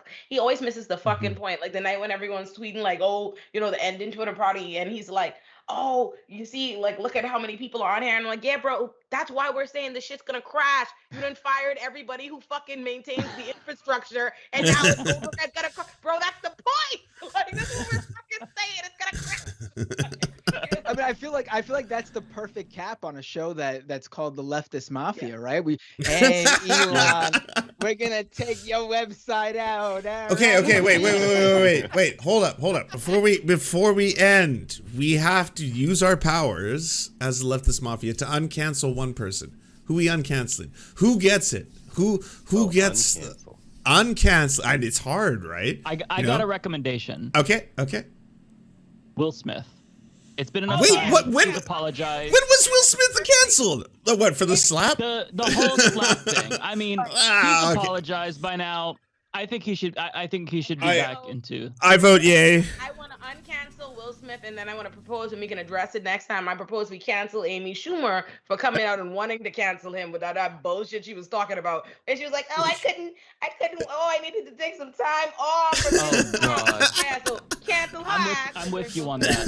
Thank you. Yep, I'm with you on that. She's been canceled in my mind since like 2014. Oh yeah, long time ago. All right, great, y'all. This is amazing. Wait, before you leave, plug your shit. Do the thing. Oh, yes. A lot of people watching. Follow me at Miss Olurin on all things, MSOLURIN. Follow me on Twitter, on Instagram, on all the things. I have a Substack called The Lurinati that you should subscribe to. I put out an essay every month. I put out one today. I just put out an op-ed in The Nation about why I'm not leaving Twitter, and neither should you. And I have an op-ed coming in Teen Vogue in like a week. Nice. Hell yeah. Yes. See ya. Who wants to go next? Oh, I got to reframe all these things now. Well, I'll be jumping off now as well, so I'll go next. I'm the Rational National. Hey, what's up? TheRationalNational.com. I'm like falling asleep in the chair right now, so you know. East Coasters. My son gets me up at like 5 a.m. It's insane. But yeah, and at David Dole on Twitter, DOEL. You're weak. Matt Bender's a dad too. That's why he's talking Matt, shit. I don't know how. Is it coffee? Like, what do you do? How do you do it? I don't know. I drink a lot of soda. Cocaine I Bear? don't go to even when I'm not streaming though. I don't usually go to bed early. Maybe one night every now and then I'll crash before like I don't know 1. But I would say my normal time at conking out it's like maybe 2, 3, and then I'm up to get my kids to school probably around. Luckily, I sleep in the morning, and the partner my wife takes care of the kids and gets them ready, but I take them to school. So I'm up at like, I don't know, like 6:30, 7 a.m. So I'm not up at 5. I was there, but now I'm not. Well, I'll get up at 5 and then fall back asleep to like, 7-ish. But still it's, I don't know. I can't imagine having 2 kids. One's enough. I'll tell you this. Once you have one, the weirdest other one plug. Is just like it really doesn't even. What? I can't even imagine. It's that. You could add as many kids as you want now, and it won't make a difference. Just keep. You can just. Not the way I overthink. After 2 mathematically. The only difference for me would be, 2 is no different from 1. But if you add more than 2, then you probably have to get, if you have a car, probably have to get a new car because more than 2 kids ain't gonna fit in the back. But other than that, well, I guess you might need another bedroom. Yeah, if you add 1 more kid and have 2, there's no difference between 1 or 2 kids. But beyond that, yeah, there's some life change, I guess. I'll stay on for the rest of you exiting. Oh, right. Okay. All right. So sure. So I guess I'll go next after that whole spiel. YouTube.com/Matt Binder. Please subscribe to me there. Twitch.tv/Matt Binder. Also follow me there. I have 2 regular weekly live streams. One is called Doomed. That's usually on Tuesday nights. And that's the politics show where I usually focus on right-wing media, reactionary movements, taking on the white supremacists, neo-Nazis, tackling right-wing misinformation and right-wing conspiracy theories. And then recently moved to Sunday nights is my crypto show, Scam Economy, one of the only 24/7 anti-crypto shows out there. So if you hate cryptocurrency and are looking for the show for you, check out Scam Economy at scameconomy.com and on those channels. And follow me on Twitter at Matt Binder, where you can join me in outing all the OK groomer conservatives who all happen to be groomers or groomer adjacent themselves. Mike, Illuminati, do you want to take it away? Do you want to go first, Illuminati? Sure. Hey, I'm Blair, or the Illuminati. Mainly YouTube channel, youtube.com/Illuminati. I upload 3 times a week. I do mainly, I guess, like documentary style videos. So Mondays are going to be multi-level Mondays, where we mainly focus on scams and all sorts of pyramid schemes and other tropes like that. And then Wednesdays and Fridays, we have a show called The Corporate Casket, which is where bad businesses go to die. And we just focus on general corruption of businesses, corporations, individuals, charities, you name it, we do it. I am Mike. You can subscribe on YouTube to The Humanist Report. And yeah, I upload every single day with the exception of Sundays usually have a couple of videos per day. Yeah, please go and subscribe. We're trying to hit 400K. Not going to happen this year, but that's kind of like the goal for next year. So yeah. You know what's funny? So many people in my chat have been like, wait, that's the Illuminati? The Illuminati is live right there? I think they thought that like you were a cartoon character or something. Oh, apparently Kanye West, one of his tweets just got deleted. The one with the swastika as well as, the Star of David. Yeah, makes sense. Yeah, that's pretty intense anti-Semitism. Anyway, hey everyone, I should probably plug myself last. I'm Lance of the Serfs. I do dumpster fire comedy, political shit. You can find me at twitch.tv/theserfstv, or you can come to the proprietary webpage at theserfs.tv and find everything from the Patreon to the Discord to the Reddit. Oh, I will plug the Reddit because I actually have something that has nothing to do with me. It's called the Ghoulery. If you go to the Reddit, I'm just trying to stack receipts of all the fucked up shit that right-wingers do. So if you have a right-winger who's like, hey, by the way, I'm not a pedophile, and then it's like, well, actually, Matt Gaetz, this is pretty bad. They put receipts of that online. So come to the Ghoulery. It's a fun time. Well, this has been fun. That was awesome. Yeah. That was a lot of fun. See you all next week. Yeah. Bye. Take care, folks. Bye, guys. Пошли. Все вместе. Какие ваши доказательства?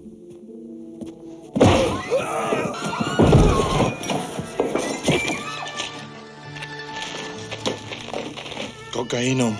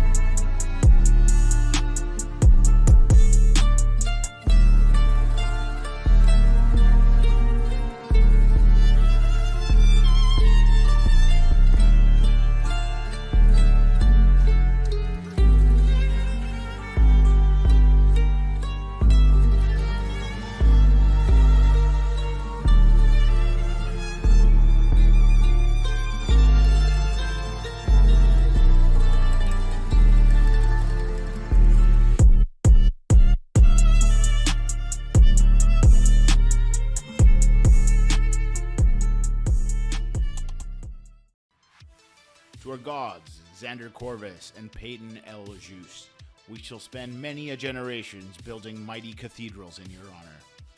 To our monarch, Tom Spiker, we are but your oafish jesters, here to offer you a laugh at any opportunity.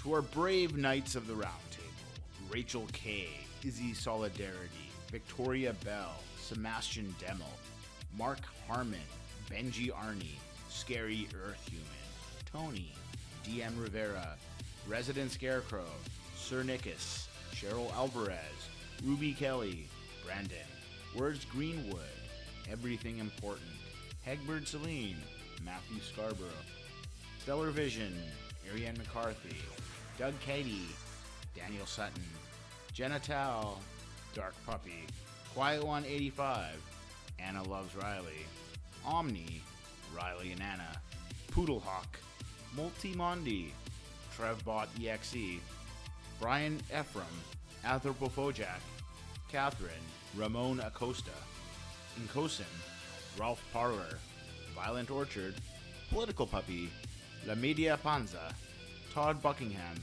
and Todd Lajeunesse. We salute our valiant heroes off to fight injustice everywhere.